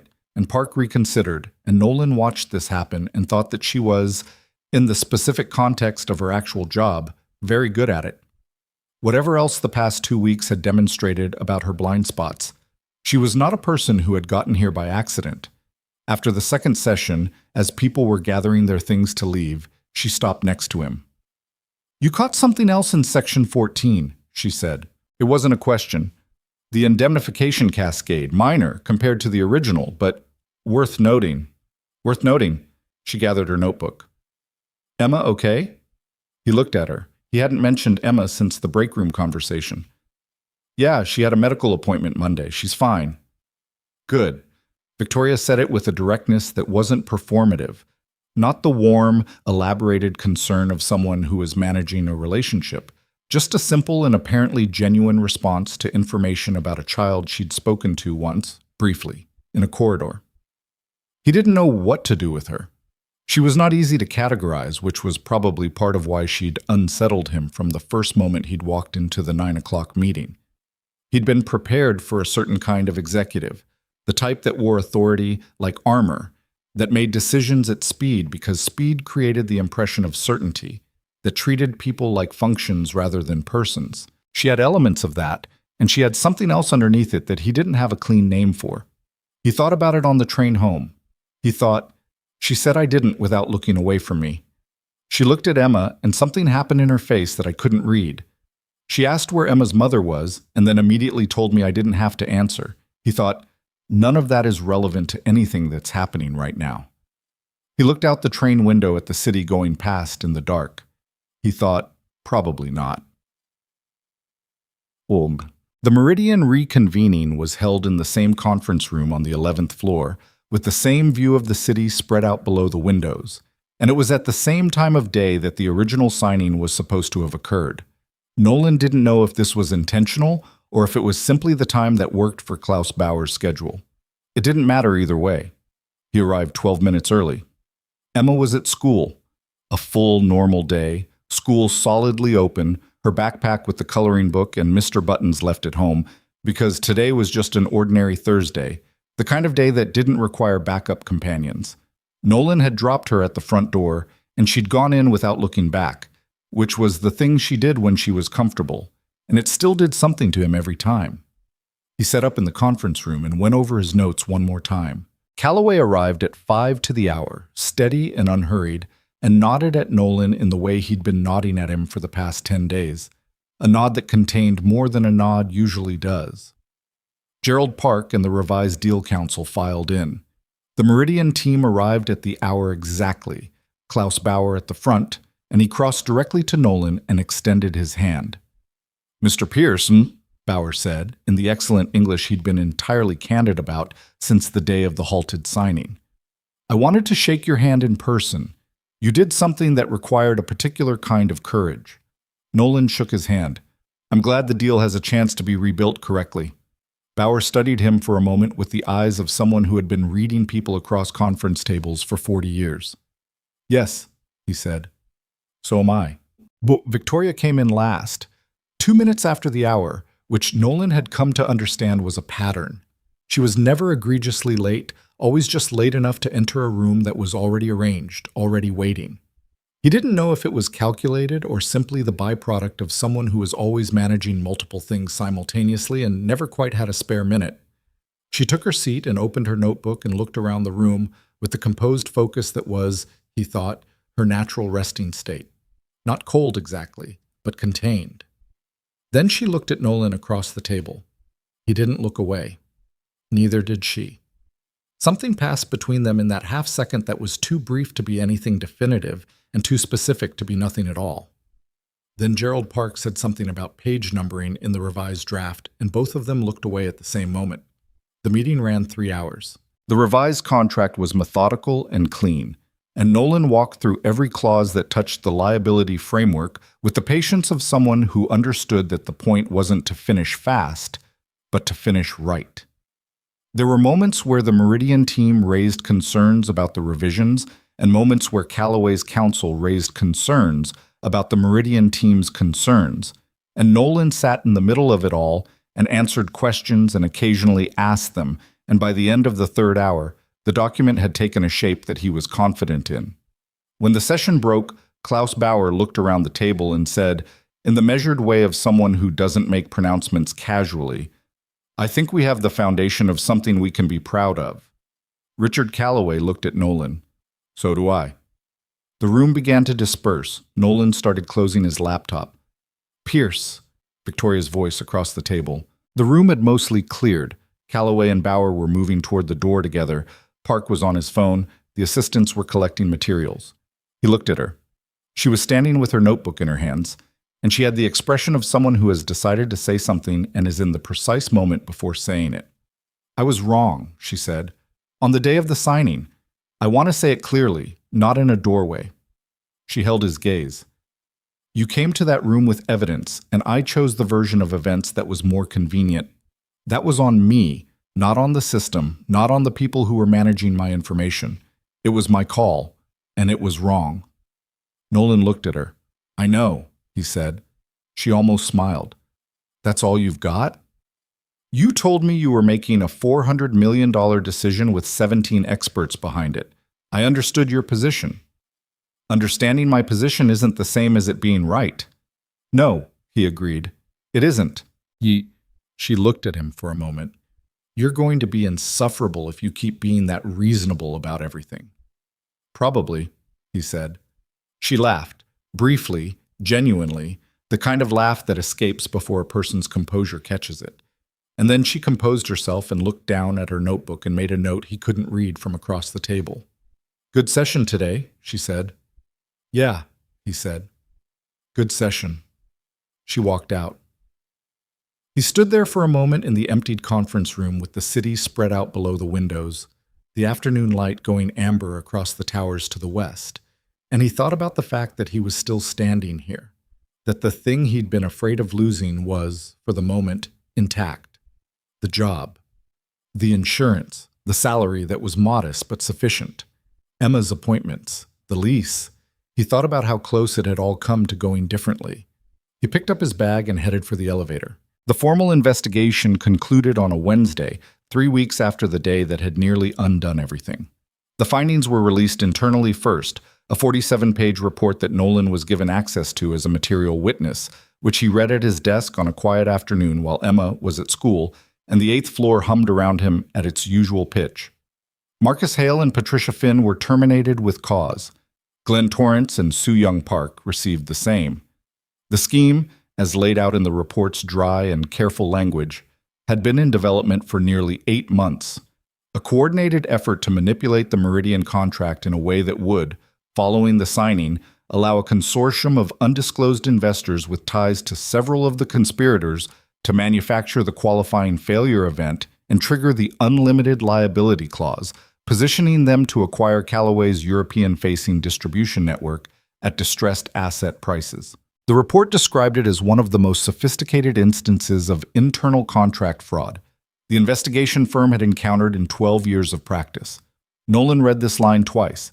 He didn't feel proud exactly. He felt something more like the specific quiet that follows a long tension. Not relief, because relief implied the danger was entirely past, and 2 of the 4 terminated executives had already retained counsel and signaled intentions to dispute the findings. The legal aftermath would take time. It would probably take years, in the way that corporate litigation always took years, outlasting the urgency that had generated it. But the contract was clean, the company was intact, and the people responsible had been named. He closed the report and went back to work. What happened over the following days was something Nolan had not anticipated, partly because he'd been so focused on the immediate stakes of the situation that he hadn't thought much beyond them. The people who worked in this building, the 260-some employees on various floors who had nothing to do with the fraud and everything to do with the company's daily operation, began to know what had happened. Not through any official announcement, which was careful and controlled and said as little as possible, but through the specific information ecosystem of a workplace, which is porous and efficient and does not require official channels. People stopped him in the hallway. Not dramatically, nobody made speeches or formed a receiving line, but in the quiet way of colleagues who want to acknowledge something without making it into an occasion. Lisa from his floor, who had been politely pretending Emma's presence that first day was completely normal, stopped by his desk and said simply, "I heard what you did? Good." Andre, who occupied the desk across from his and with whom Nolan had a relationship of mutual professional respect expressed primarily through shared silence and occasional commentary on the coffee machine, said, "You know, for the record, I knew something was off about Hale for 2 years." Nolan said, "Why didn't you say anything?" Andre said, "Because I didn't have a folder." Nolan thought about this and decided it was one of the more honest things anyone had said to him in a while. The thing he hadn't anticipated, specifically, was Victoria. Not the public version of her, the CEO, whose official communications had become more measured and more cautious since the investigation, who had given a carefully worded statement to the board and a more carefully worded one to the institutional investors, who was managing the aftermath with the controlled competence that was her natural register. That version he'd expected to see and did. What he hadn't anticipated was the version that showed up in smaller spaces. It started with a document. 12 days after the investigation concluded, Nolan received a calendar invitation from Victoria's assistant for a one-on-one meeting the following Tuesday. No subject line beyond check-in. He accepted it with the same neutral professionalism with which he'd been conducting everything since the signing, and spent approximately 0 time thinking about it until he walked into her office on Tuesday afternoon. Her office was on the 12th floor and had the corner view, the 2-window arrangement that gave you the city in both directions. And it was, in his observation, considerably less decorated than you'd expect for a CEO's space. There were no framed awards on the walls, no photographs of her with notable people, none of the usual architecture of professional achievement that executives tended to build around themselves. There was a whiteboard covered in her own shorthand, a shelf of books that looked used rather than displayed, and on the corner of her desk a small ceramic object that he thought might be a paperweight, or might be something a child had made, though that didn't track with anything he knew about her. She was on a call when he arrived and held up one finger, a minute, and he sat in the chair across from her desk and waited, and heard enough of the call to understand it was with someone from the board about the Meridian timeline, and heard her say, with the particular precision she used when she was closing a discussion, "The signing date is set. The document is clean. I'll stake my position on that." Then she ended the call and set the phone down and looked at him. "How are you doing?" she said. Not quite a question, not quite an opener, something in between. "Fine," he said. "Busy." "The contract prep work." "That and regular caseload." The compliance queue backed up a little while I was focused on the investigation. She nodded. She had a pen in her hand that she was turning end over end, which he'd noticed she did when she was thinking. "I want to talk to you about something." "Okay." "The investigation report identified you as the sole internal actor who detected and escalated the fraud. Your documentation was cited 11 times in the findings." She set the pen down. "Richard Calloway read the report and then called me. He wanted to know your complete employment history here." Nolan kept his expression neutral. "What did you tell him?"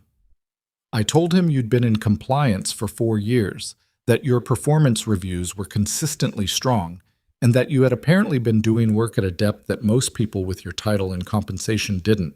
She paused. "He asked me why you were still in the same role after 4 years. Nolan didn't answer that. "I didn't have a good answer," Victoria said, which is its own kind of answer. "I don't need you," he started. "I know you don't need anything from me," she said, with a directness that wasn't unkind. "That's been clear. But I'm not talking about what you need.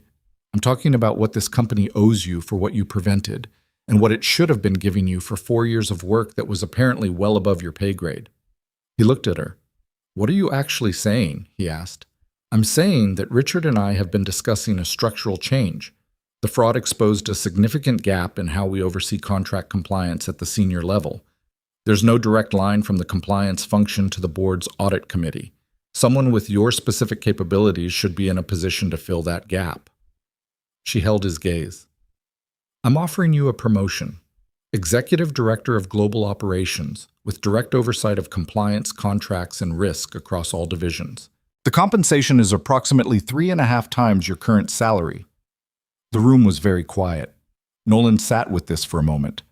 The number she'd said was not a number he'd ever applied to himself. It existed in a different category, the kind of money that didn't just change your arithmetic, but changed the assumptions underneath it. It meant Emma's appointments without holding his breath. It meant the lease without mental calculation. It meant the medication. It meant things he hadn't let himself picture, because picturing them without the means to reach them was a particular kind of cruelty he'd learned not to inflict on himself. "Why are you telling me this now?" he said. "The investigation only concluded 2 weeks ago." "Because Richard was ready to offer it last week and I asked him to wait." "Why?" She picked up the pen again. "Because I wanted to be the one to offer it, and I needed a few days to be sure I was offering it for the right reasons." He looked at her. "What does that mean?" "It means there's a version of this where I offer you a promotion because it's good optics after what happened. And there's a version where I offer it because you're the right person for the role and because this company should have recognized that a long time ago." She set the pen down again. "I needed to make sure I knew which version I was in." "And?" "The second one," she said, "for what it's worth." He believed her. He wasn't entirely sure why he believed her. She was a person with considerable ability to project conviction, but he did. There was something in the way she'd said it, without ornament, that carried the weight of something she'd actually worked through. I'll take it, he said. She nodded. Something crossed her face that was almost, not quite, but almost relief. Good. She slid a folder across the desk. HR will need the formal process, but I wanted you to have the offer in writing before the meeting with them. She paused. One more thing. Yeah. The board wants to do an internal announcement. They want to be explicit about the context. The role is being created specifically in response to what you identified. She looked at him steadily. How do you feel about that? He thought about the executives who'd spent 3 weeks trying to make him invisible, about the disciplinary review designed to remove him from the building, about the morning he'd stood in front of Victoria Sterling and said the things that needed to be said while she told him, politely and absolutely, that he was wrong. I think, he said, that people should know what happened. Good, she said again. The announcement went out on a Thursday morning. Nolan was at his desk when it hit the company-wide email. He read it once. It was 3 paragraphs, clear and specific, about both the fraud that had been prevented and the role he'd played in preventing it. And then he set his phone down and looked at the water stain on the wall across from his desk, the one he'd been staring at for 4 years from slightly different angles depending on how he was sitting. His phone began buzzing. Raymond Costa texted, "Executive Director, I'm going to need you to buy me dinner."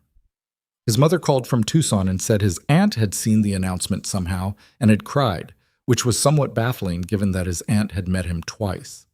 Dan Mercer appeared at his desk with the expression of a man who had several things he wanted to say and had distilled them into, "Congratulations, Nolan. Genuinely." Nolan said thank you and meant it. At 3 in the afternoon, his phone rang with a number he didn't recognize. He almost didn't answer it. He almost let it go to voicemail with the reflexive caution of a person accustomed to managing their limited bandwidth.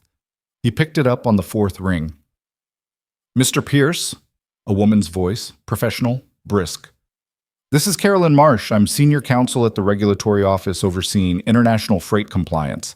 I've been reviewing the materials submitted by Raymond Costa's firm in connection with the Callaway Logistics matter." "Okay," Nolan said. "I wanted to call personally because it's not often that we receive a documentation package of this quality from an internal compliance source. Your revision history analysis and the regulatory framework cross-reference were particularly—" She paused, and in the pause he heard something that was slightly out of register with the professional briskness. "Thorough. Doesn't quite cover it. Meticulous." Another pause. "Are you currently represented by counsel?" "No." "You should consider it. Not because you're in any legal jeopardy. Quite the opposite. But the proceedings we're initiating will likely require formal testimony from you at some point, and having someone in your corner for that process is advisable." He wrote down her number and told her he'd follow up, and after he ended the call, he sat for a moment with the specific feeling of something expanding outward from a single point. The 3 weeks of quiet work at his desk, the folder he'd built, the morning he'd walked into a conference room with it, spreading into consequences he hadn't mapped and couldn't fully see yet. He picked up his phone and called his mother back. "Hi, Mom." "Nolan." Her voice had the warmth of someone who has been waiting to hear from you. "I saw the email. Your aunt is very emotional about the whole thing." "I know. You told me. She says you're a hero. I found a clause in a contract." "That's not all you did, and you know it." A brief silence. "How are you? How is Emma?" "Emma's good. She had her cardiology appointment last week. All good." He paused. "I got a promotion today." "I know. The email—" "A real one. I mean, the email was the announcement, but there's a role. Executive Director." He told her the salary number. The silence that followed was long enough that he checked the phone screen to make sure the call was still connected. "Mom, I'm here." Her voice was different now, softer and more precise. "Does this mean—" "Yeah," he said. "It means Emma's appointments are fine. It means rent is fine. It means everything is—" He stopped. He had been about to say fine again, but fine wasn't right. "It means I can stop doing the math every month." Another silence. "Good," she said, in the voice of a woman who had watched her son do the math every month for 6 years and had been doing a version of it herself. "That's good, Nolan." They talked for 20 minutes, which was longer than their usual calls, and she told him about his aunt's hip and about the neighbor's dog and about a book she was reading, and he sat at his desk on the 8th floor and listened with a kind of attention he didn't always have to spare. And it was good. But he ran into Victoria in the elevator 3 days after the announcement. She was going up, he was going down. They registered this after the doors had closed and both had pressed their floors. 12th floor for you, he said. 8 for you. She leaned against the back wall. Settling into the new title? Working on it. HR wants me in 3 orientation meetings this week, for the role I've apparently already been doing. She looked at him. You've been doing parts of it. The scope is significantly broader. I know. He paused. I'm not complaining. I know you're not. She was quiet for a moment. How'd Emma take the news? He thought about telling Emma, the way he'd sat with her at the kitchen table and explained, in terms she'd asked for rather than terms he'd planned, that things were going to be a little different now, that they might move to a bigger apartment, that her medical appointments were going to be easier to manage. Emma had listened with her usual focused attention and then said, "Does that mean we can get a dog?" He'd said he'd think about it. Emma had understood this to mean yes. She asked for a dog, he said. Victoria's expression shifted in the way it sometimes did, something that wasn't quite amusement but was adjacent to it, something genuine surfacing underneath the controlled exterior. Are you getting a dog? I'm thinking about it. That sounds like a yes. It's not a yes yet. It's definitely a yes, she said. The elevator reached 8 and the doors opened and Nolan stepped out, and just before the doors closed, he heard her say, from behind him, "For what it's worth, Emma seems like a kid who would be good with a dog." He turned around, but the doors had already shut. He stood there in the 8th floor corridor for a moment and thought about the particular quality of the past several weeks, the way an ordinary morning had cracked open into something with consequences he was still mapping, the way certain people became visible to you in new ways under certain kinds of pressure, the way you could work alongside someone for years in a large building and know almost nothing about them until the right moment put you both in the same room at the right angle. He thought about Victoria Sterling saying, "I needed a few days to be sure I was offering it for the right reasons." He thought about the way she'd looked at Emma in the corridor, that brief, unguarded expression that she'd composed almost immediately, the one he hadn't been able to read. He thought, you can recognize something without knowing what to do with it. He went back to his desk. The work was there. It was always there. The compliance queue and the contract files and the new scope of the role beginning to take shape on his second monitor in the form of an organizational chart someone in HR had sent him with several boxes labeled TBD. And he put his attention into it the way he'd always put his attention into things, steadily, without drama, one problem at a time. At 5:15, he packed up and went to get Emma from the after-school program. She came out of the building at a run, backpack bouncing, Mr. Buttons visible through the mesh pocket on the side, and she hit him at approximately her full 6-year-old velocity, and he caught her the way he always did, swinging her up and settling her against his hip. "How was your day?" he asked. "We made volcanoes," she said, with the tone of someone who has just participated in the greatest event of the week. "Mine erupted the most." "That's because you're competitive." I'm not competitive," she said, in exactly the tone of a competitive person. "I just like winning." He laughed, a real one, from somewhere loose and unguarded. And she grinned at him with the gap-toothed grin she'd had since October, when the left front tooth finally gave out. And he started walking toward the subway with her still on his hip, heavier than she'd been a year ago, almost too big for this. Not quite yet. The city moved around them in the late afternoon rush, people with places to be, the particular energy of a weekday evening, the sky going pale gold above the buildings. And Emma told him about the volcano and the classmate whose hadn't erupted at all, and the substitute science teacher who had said, "wow," 6 times, which Emma found statistically notable. He listened. He was present for all of it. The math, for the first time in 6 years, was not running quietly in the background of his mind. Just the city. Just his daughter. Just the evening, opening up in front of them. The Meridian Global deal closed on a Tuesday, 3 weeks after the reconvened signing session, and it closed without ceremony. That was Nolan's doing, actually. Or rather, It was a consequence of something he'd said in the final preparatory meeting when someone on the legal team had suggested a formal signing event, a second attempt at the occasion the first one had failed to become. Nolan had said, quietly, that he thought the deal should just close. That a signing ceremony was appropriate when you were celebrating an achievement, and that this particular deal's achievement was simply that it was clean, and that clean contracts didn't require champagne. Victoria had looked at him across the table when he said this and hadn't said anything. But the signing event didn't happen. What happened instead was that the documents were executed electronically, countersigned by Klaus Bauer's team in Munich at approximately 9 in the morning their time, and by 11 a.m., on a Tuesday in this city, the most profitable international agreement in Callaway Logistics' 40-year history was simply, quietly, done.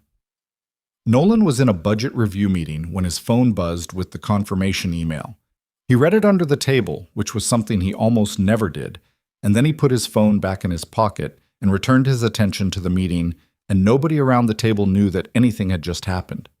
He thought about that on the walk back to his office afterward, the way significant things so often concluded not with a bang, but with an email notification and a return to whatever you'd been doing. He'd spent months on this. He'd risked everything he had. And the moment it resolved, life just continued. Another meeting, another hallway, another cup of bad coffee from the machine on 9. He thought, maybe that's actually what it's supposed to feel like. Not a climax, just continuation. He thought, Emma would say that sounds boring. And then she would eat a pretzel and go back to her drawing and be entirely correct. The new apartment was on the 14th floor of a building 12 blocks north of the old one, and it had 2 bedrooms and a window in the kitchen that looked out over actual sky rather than the brick wall of an adjacent building. And when Emma first walked into her new room, she stood in the middle of it for a full 10 seconds without saying anything, which for Emma was the equivalent of a standing ovation. "It's big," she said finally. "It is." She turned slowly, taking inventory. "Where does Mr. Buttons go?" "Wherever you want." She thought about this with the seriousness of a person being asked a real architectural question. Then she pointed to the windowsill. "There. So he can see outside." They moved on a Saturday with the help of a service that sent 2 efficient men who carried everything with professional speed and deposited it on the 14th floor in under 3 hours. Emma's furniture went together first, by mutual unspoken agreement, and by afternoon her room was assembled, and Mr. Buttons was on the windowsill looking out at the sky, and Emma was eating takeout on the floor of the new living room surrounded by boxes, narrating her unpacking plans to no one in particular. Nolan stood in the kitchen with a paper cup of coffee from the place on the corner and looked at the view and thought about the apartment he'd lived in for 6 years. The water stain on the bedroom ceiling, the 2-burner stove, the refrigerator covered in Emma's fruit magnets and drawings. He'd loved that apartment with the specific love you feel for the place where you survive something. He'd been afraid in it and exhausted in it, and he'd watched Emma take her first real steps in its small hallway, and he'd sat at its kitchen table on nights when the math wouldn't add up and made the numbers work anyway through sheer will. He was glad to be here. He was also, unexpectedly, going to miss that place. He thought, you're allowed to feel both things. "Daddy?" Emma called from the living room. "Yeah." "When is the dog coming?" "We haven't gotten a dog yet." "But when?" He drank his coffee. "We're going to look at some dogs next weekend." The sound that came from the living room was not a word so much as an expression of pure feeling. Ok. The first time Victoria came to the building wasn't planned exactly. It was 6 weeks after the deal closed, on a Thursday evening, and it had started with a work call, one of the twice-weekly check-ins that had become, somewhere in the 3rd week of his new role, a routine that extended past the agenda items into conversations that were harder to categorize. They talked about the compliance restructuring, about the board's audit committee, about the regulatory testimony that Carolyn Marsh's office had scheduled for the following month. And then at some point the agenda was finished, and they were still talking, and what they were talking about was no longer work. He was at his desk when the call happened, and at some point he mentioned that he was still in the office because Emma had a theater rehearsal. Her school was doing a winter show, some kind of variety performance, and Emma had been cast as a tree in one scene and as a narrator in another, and the rehearsals ran until 7. And Victoria said, without particular emphasis, "What time does she finish?" 7. "I'm going to pick her up." A pause. "What's near her school?" He looked at his screen. What do you mean? What's near? For dinner, Victoria said, with the tone of someone who has said something plain and is mildly surprised it requires clarification. If you're picking her up at 7 and presumably feeding her after. He sat with this for a moment. There's a Thai place 2 blocks from the school. Emma likes it. I'll meet you there, Victoria said. He opened his mouth and then closed it. He thought about saying several things and said none of them. Okay, he said. 7:15, she said, and ended the call. He sat at his desk for a moment and looked at the organizational chart on his monitor with its boxes labeled TBD and thought, I genuinely do not know what is happening. Then he packed up and went to get Emma. Emma came out of rehearsal with the particular energy of a child who has been performing for 2 hours and is still running on the adrenaline of it. She launched into a detailed account of everything that had gone wrong and right during rehearsal before they'd reached the sidewalk. And she was still talking when they walked into the Thai restaurant, and she looked up and saw Victoria sitting at a corner table with a glass of water and a menu. Emma stopped talking mid-sentence. This was extremely rare. Who's that? She said. Someone from my work. Emma studied Victoria across the restaurant with the focused assessment of a child who missed nothing. Is she the boss? She's one of them. Is she the one from the hallway? Who said she wasn't doing a good job? Please don't repeat that to her. Emma considered this. Okay, she said, in the tone of someone storing it for later. They crossed to the table and Victoria looked up and something happened in her expression that she didn't quite manage to compose before Emma arrived in front of her. Not the brief, unguarded thing Nolan had seen in the corridor the day of the signing. Something slightly different. Something that looked, unexpectedly, like a person being reminded of something they'd forgotten. Hi, Emma said. Hi, Victoria said. I remember you. You were in the hallway. Victoria glanced at Nolan. He looked at the menu. I was, Victoria said. How are you? Good. I'm a tree in the school play. Emma pulled out her chair and sat down with the efficiency of someone who had been in restaurants all her life. But also, I'm the narrator, which is 2 things. That sounds like a lot. It is, Emma agreed, but I like talking, so. Victoria looked at her for a moment. The something in her expression had not gone away. I've heard, she said, and looked at Nolan with what he recognized now as the almost smile, the one that didn't quite make it all the way but was genuine. They ordered. Emma got the noodle dish she always got and explained its virtues to Victoria with the evangelical commitment of someone who believes strongly in the superiority of their preferences. Victoria ordered the same thing, which Emma took as evidence of excellent judgment. The conversation moved with the particular rhythm of a dinner that includes a child, darting and interrupted and occasionally going in directions that no adult would have predicted. And Nolan sat in the middle of it and watched the 2 of them and felt something settle in him that he didn't have an immediate name for. Victoria, he had noticed over the past weeks, was not comfortable with children in the way that some people naturally were. She didn't have the automatic physical ease, the instinctive tone shifting, the reflexive playfulness. What she had instead was something that turned out to be equally effective. She took Emma seriously. She answered her questions directly. When Emma said something that was genuinely funny, she laughed without performing it.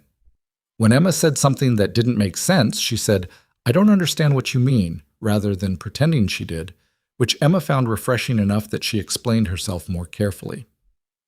By the end of the meal, Emma had told Victoria about Mr. Buttons, about the forthcoming dog search, about the volcano that had erupted most, and about her cardiology doctor who had a fish tank in the waiting room.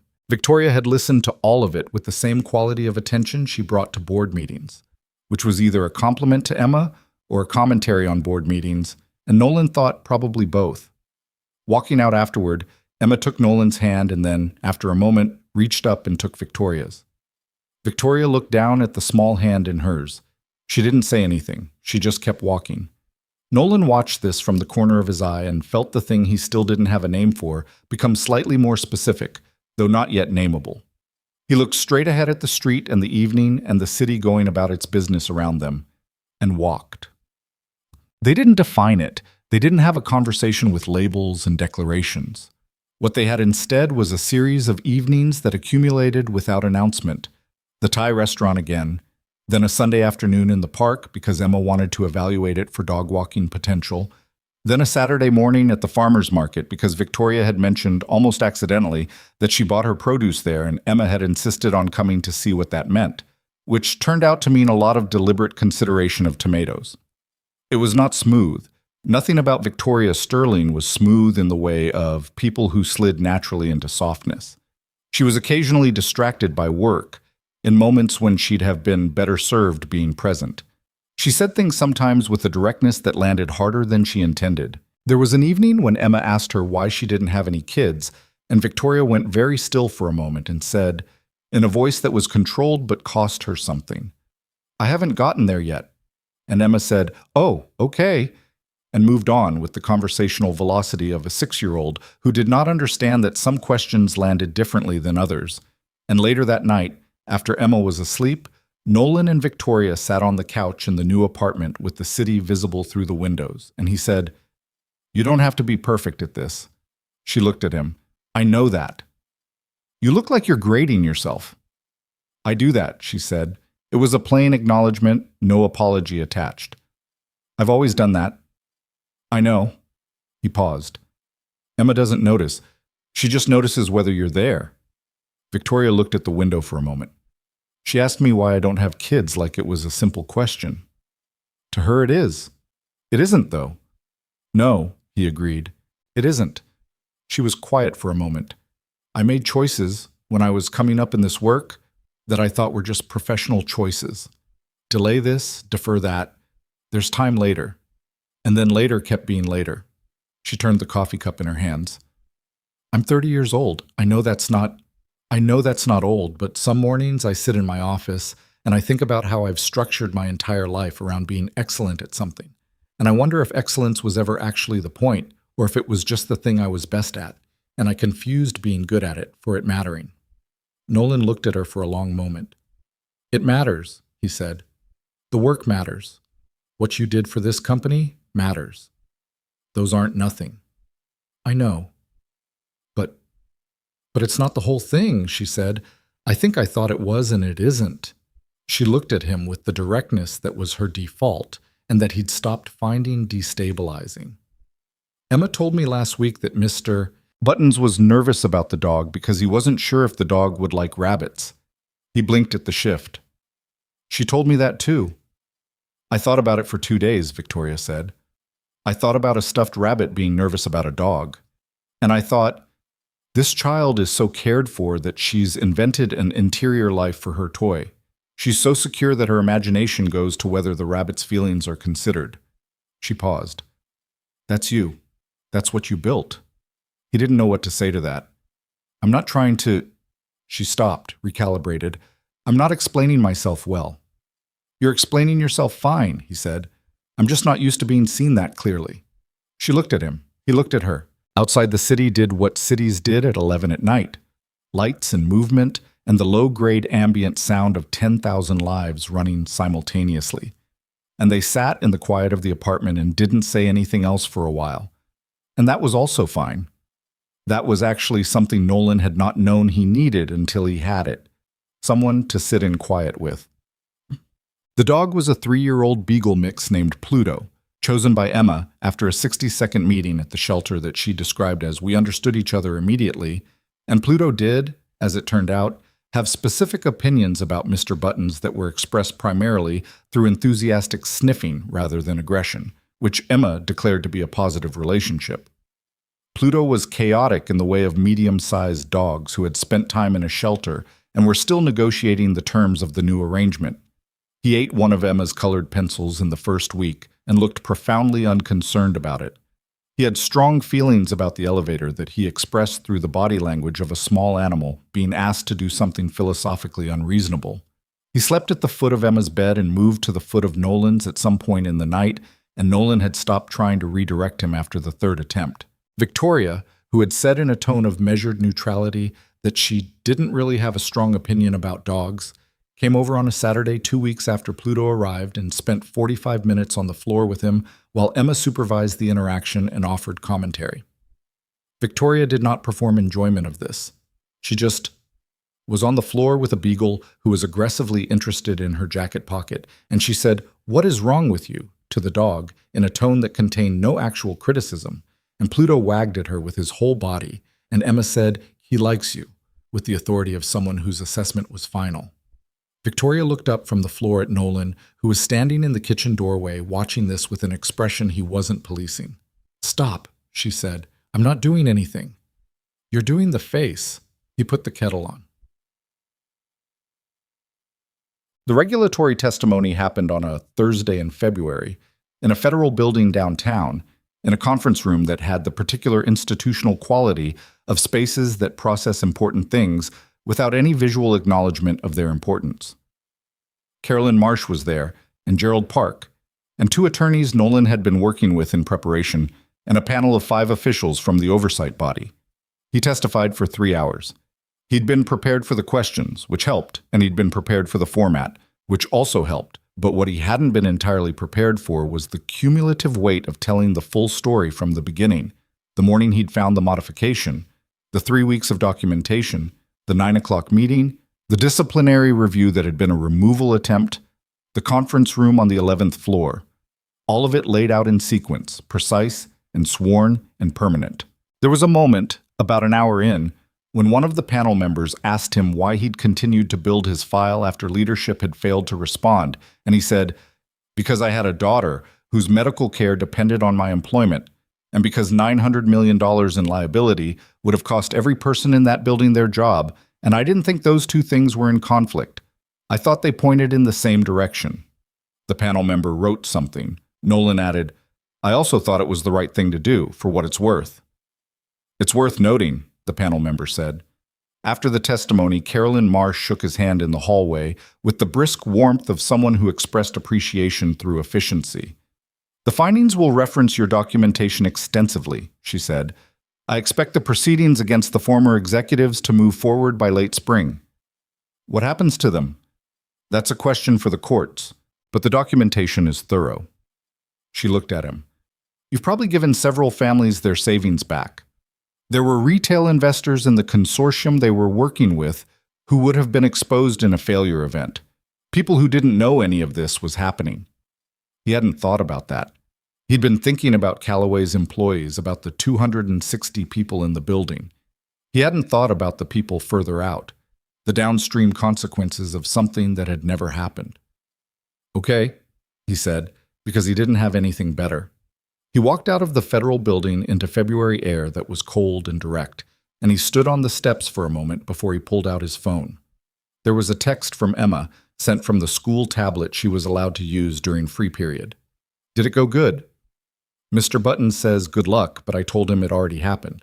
He typed back, "It went good. 3 dots. Then, told him."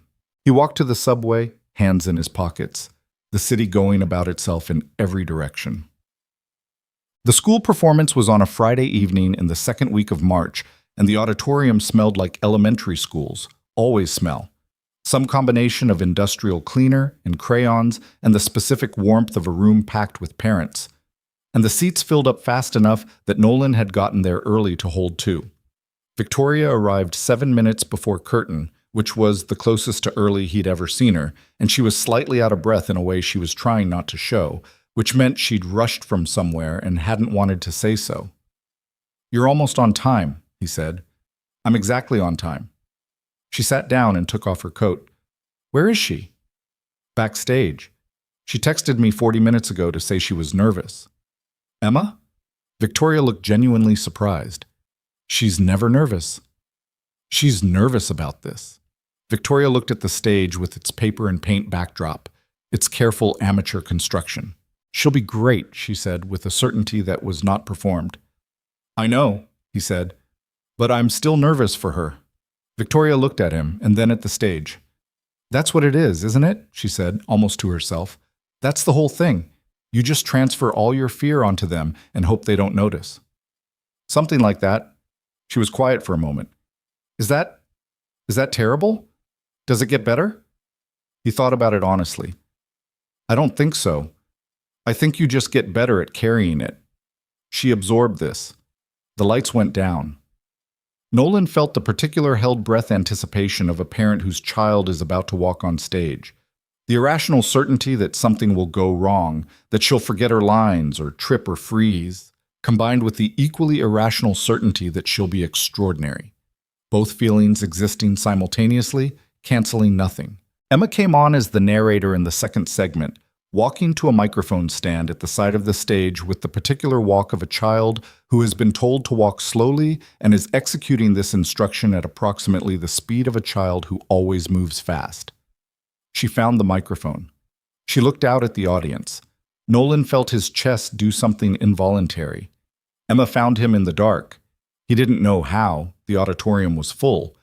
And she gave a small nod that was so purely Emma, that specific acknowledgement of the world, that he had to press his thumb into his palm to keep his expression reasonable. She spoke. Her lines were clear, and she hit them all. She was not perfect. She rushed one transition and paused a half-second too long on another. And she was entirely, fully herself up there, this small person who had grown up in the specific school of a life that required her to be steady.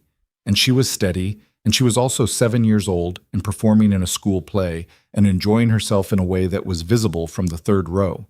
Victoria, beside him, made a small sound that was not quite a word. He glanced at her. Her expression was open in a way he'd only seen a few times, yet the composure genuinely down, not managed. She was watching Emma on the stage with something that looked, if he was reading it right, like recognition, like seeing something she'd been carrying around unnamed and suddenly having it shown to her in a form she could understand. She became aware of him watching her and composed herself, not quickly enough. "She's good," Victoria said, with a steadiness she was working slightly to maintain. "Yeah," he said, "she is." The performance ended and the children came out for a collective bow, and Emma's gap-toothed grin was visible from the third row, and the auditorium was loud with the particular sustained applause of parents who have been waiting to be proud, and Nolan clapped until his hands ached. Afterward, Emma ran at them from across the lobby with the full conviction of someone who has performed and is now ready to receive the consequence of having performed. "Did you see me?" She was talking to both of them, but she was looking at Victoria. "Did you see the part where I was the narrator?" "I saw all of it," Victoria said. "You were very good." "I rushed the second part. A little." Emma took this with equanimity. I knew when I did it." She looked up at Victoria. "Did you ever do a play?" "When I was about your age, I played a rock." Emma stared at her. "A rock?" "It was a significant rock," Victoria said. "Narratively." Emma looked at Nolan to see if this was true. He kept his expression neutral. She looked back at Victoria. "Did you have lines?" "I had one line. I said, 'I have been here for 1,000,000 years.' Then I stood still for 4 minutes." Emma thought about this. "That's actually hard," she said, with the professional seriousness of someone who had recently been a tree. Victoria looked at her for a moment. This child with the gray eyes that were her father's, who took everything at face value and missed nothing, who had put her hand in Victoria's outside a restaurant 6 weeks ago with the uncomplicated trust of someone for whom trust was simply a thing you gave until you had a reason not to. And the expression on Victoria's face was the one Nolan still didn't have a full word for, but he was closer now. It looked like arriving somewhere. "You want to get noodles?" Emma asked. "Yes," Victoria said. They walked out into the March night, which was cold and clear, the kind of cold that makes the city feel outlined, every light sharp, every building edge specific against the sky. Emma walked between them for half a block and then reached up for both their hands without asking, the way she did with Nolan when she was tired and comfortable, and they walked that way for the rest of the block, the three of them, and neither of the adults said anything, and that was its own kind of language. Nolan thought about it sometimes, the shape of the thing, how it had happened, what it meant. He thought about a morning in April that had felt like the architecture of his life coming apart, and how the architecture had not actually come apart, and how what had seemed like the worst version of events had turned out to be the version that changed everything. Not easily, not cleanly. He had been frightened in ways he hadn't fully admitted, and he had been angry in ways he hadn't expressed, and there had been moments in the 11 days of the investigation when he'd sat in his apartment at midnight while Emma slept and thought, what if I'd been wrong? What if the evidence had been less clear? What if Calloway hadn't listened? He hadn't been wrong. The evidence had been clear. Calloway had listened. But those weren't guarantees that had existed in advance. They were outcomes. And outcomes are only visible afterward, which means the decision to do the thing happens in the space before you know how it ends. And that space is where the actual test is. He thought about Dan Mercer saying, "I don't think I would have." And he thought about Emma on the subway saying, "Not always, but usually." He thought about Raymond Costa's text, not the easy thing, the right one. He thought about the specific arithmetic of fear, the way it tells you what you're protecting by showing you what you're afraid to lose. He thought, the people who do the right thing are not generally the people who aren't afraid. They're the people who are afraid and do it anyway, and usually they're afraid because there's something specific they're protecting. Pure courage is a story people tell about things after the fact. In the moment, it's almost always mixed with something else. Love, necessity, the specific stubbornness of a person who has decided that this is the line, even when they didn't know in advance where the line was. He had a daughter whose heart required careful attention. He had a job that paid for that attention. He had found something wrong in the place that provided those things, and the wrong thing had the capacity to damage everyone around it. He had been afraid, and he had acted anyway, and the action had mattered, and none of that was a story about a hero. It was a story about a tired man with a folder who showed up on the most important day. He thought, that's enough. That's actually enough. The small, consistent showing up is the whole thing. There is no other version. Victoria and he had a conversation in April, a real one, the kind they'd been circling since February without landing. On a Sunday morning in the new apartment while Emma was still asleep, and Pluto was doing his customary slow rotation through all the best spots on the floor. "I want to say something," Victoria said, with a directness that he recognized as her version of working up to something, which was more courageous than it looked because Victoria did not like not knowing how things would land. "Okay? I was wrong about you," she said. "At the 9 o'clock meeting. I categorized you before you finished the first sentence. I saw a man in a good but not expensive suit carrying a child's backpack folder on the most important morning of my year, and I decided what you were before you opened your mouth." She held his gaze. "And I need to say that plainly, not in a doorway with people around. You said it in the conference room." "I said I was wrong. I didn't say why." He looked at her. "Because I do that," she said. "I've always done that. I make quick reads and I trust them, and 90% of the time they're right. And the other 10% I never find out because the consequences don't come back and find me." She paused. "You came back and found me." "I wasn't trying to prove anything," he said. "I know. That's the part that made it matter." She looked at her coffee. "I've spent my whole professional life in rooms with people who were trying to prove something. You were just trying to fix something, and I couldn't see the difference in the moment, and it cost us both." "It didn't cost us in the end," he said. "No, but it almost did." He thought about this. "Okay. Okay," she said, like he'd given her something. She looked at him. I don't know how to do this well. She made a gesture that encompassed the apartment, the Sunday morning, Pluto on the floor, presumably Emma asleep in her room. "Whatever this is." "Neither do I," he said. "You're better at it than I am." "I've had more practice. It doesn't mean I know what I'm doing." He paused. "I don't think the knowing what you're doing part comes first. I think you just show up until you figure it out." She looked at him for a long moment. "You keep saying things like that." "Emma says them. I just repeat them." She was quiet. Then, "I want to keep showing up." He looked at her, at the composed face that was genuinely, in this moment, unguarded, at the woman who had dismissed him in front of a boardroom full of executives and admitted it plainly and twice and without making herself the victim of her own mistake. At the person who sat on the floor with a beagle and said what is wrong with you with unmistakable affection and didn't know she was doing it. "Yeah," he said. "Me too." From Emma's room came the sound of movement, and then a door opening. And then Emma appeared in the hallway in her pajamas, with her hair doing what it always did in the morning, and missed her. Buttons under her arm, and Pluto immediately abandoning his floor rotation to go to her. She looked at both of them in the kitchen with the evaluating gaze of someone assessing a situation. Are you having a serious talk? She asked. Not anymore, Nolan said.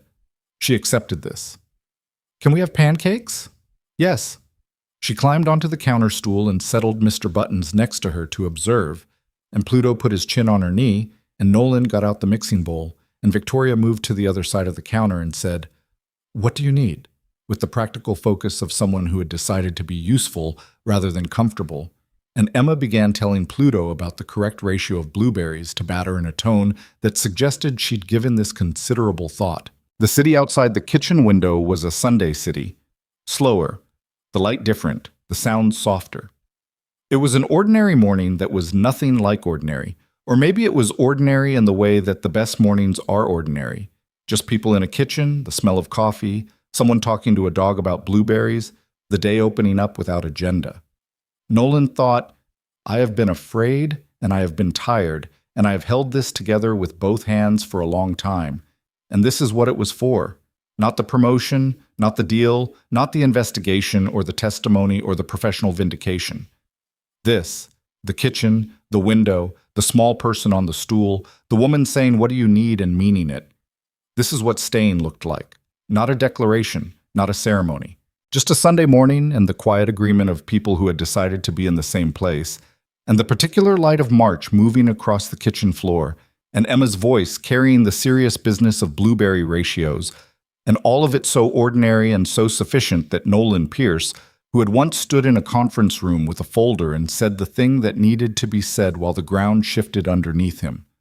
Nolan Pierce stood at a stove on a Sunday morning and let himself feel, quietly and without qualification, that he was exactly where he needed to be.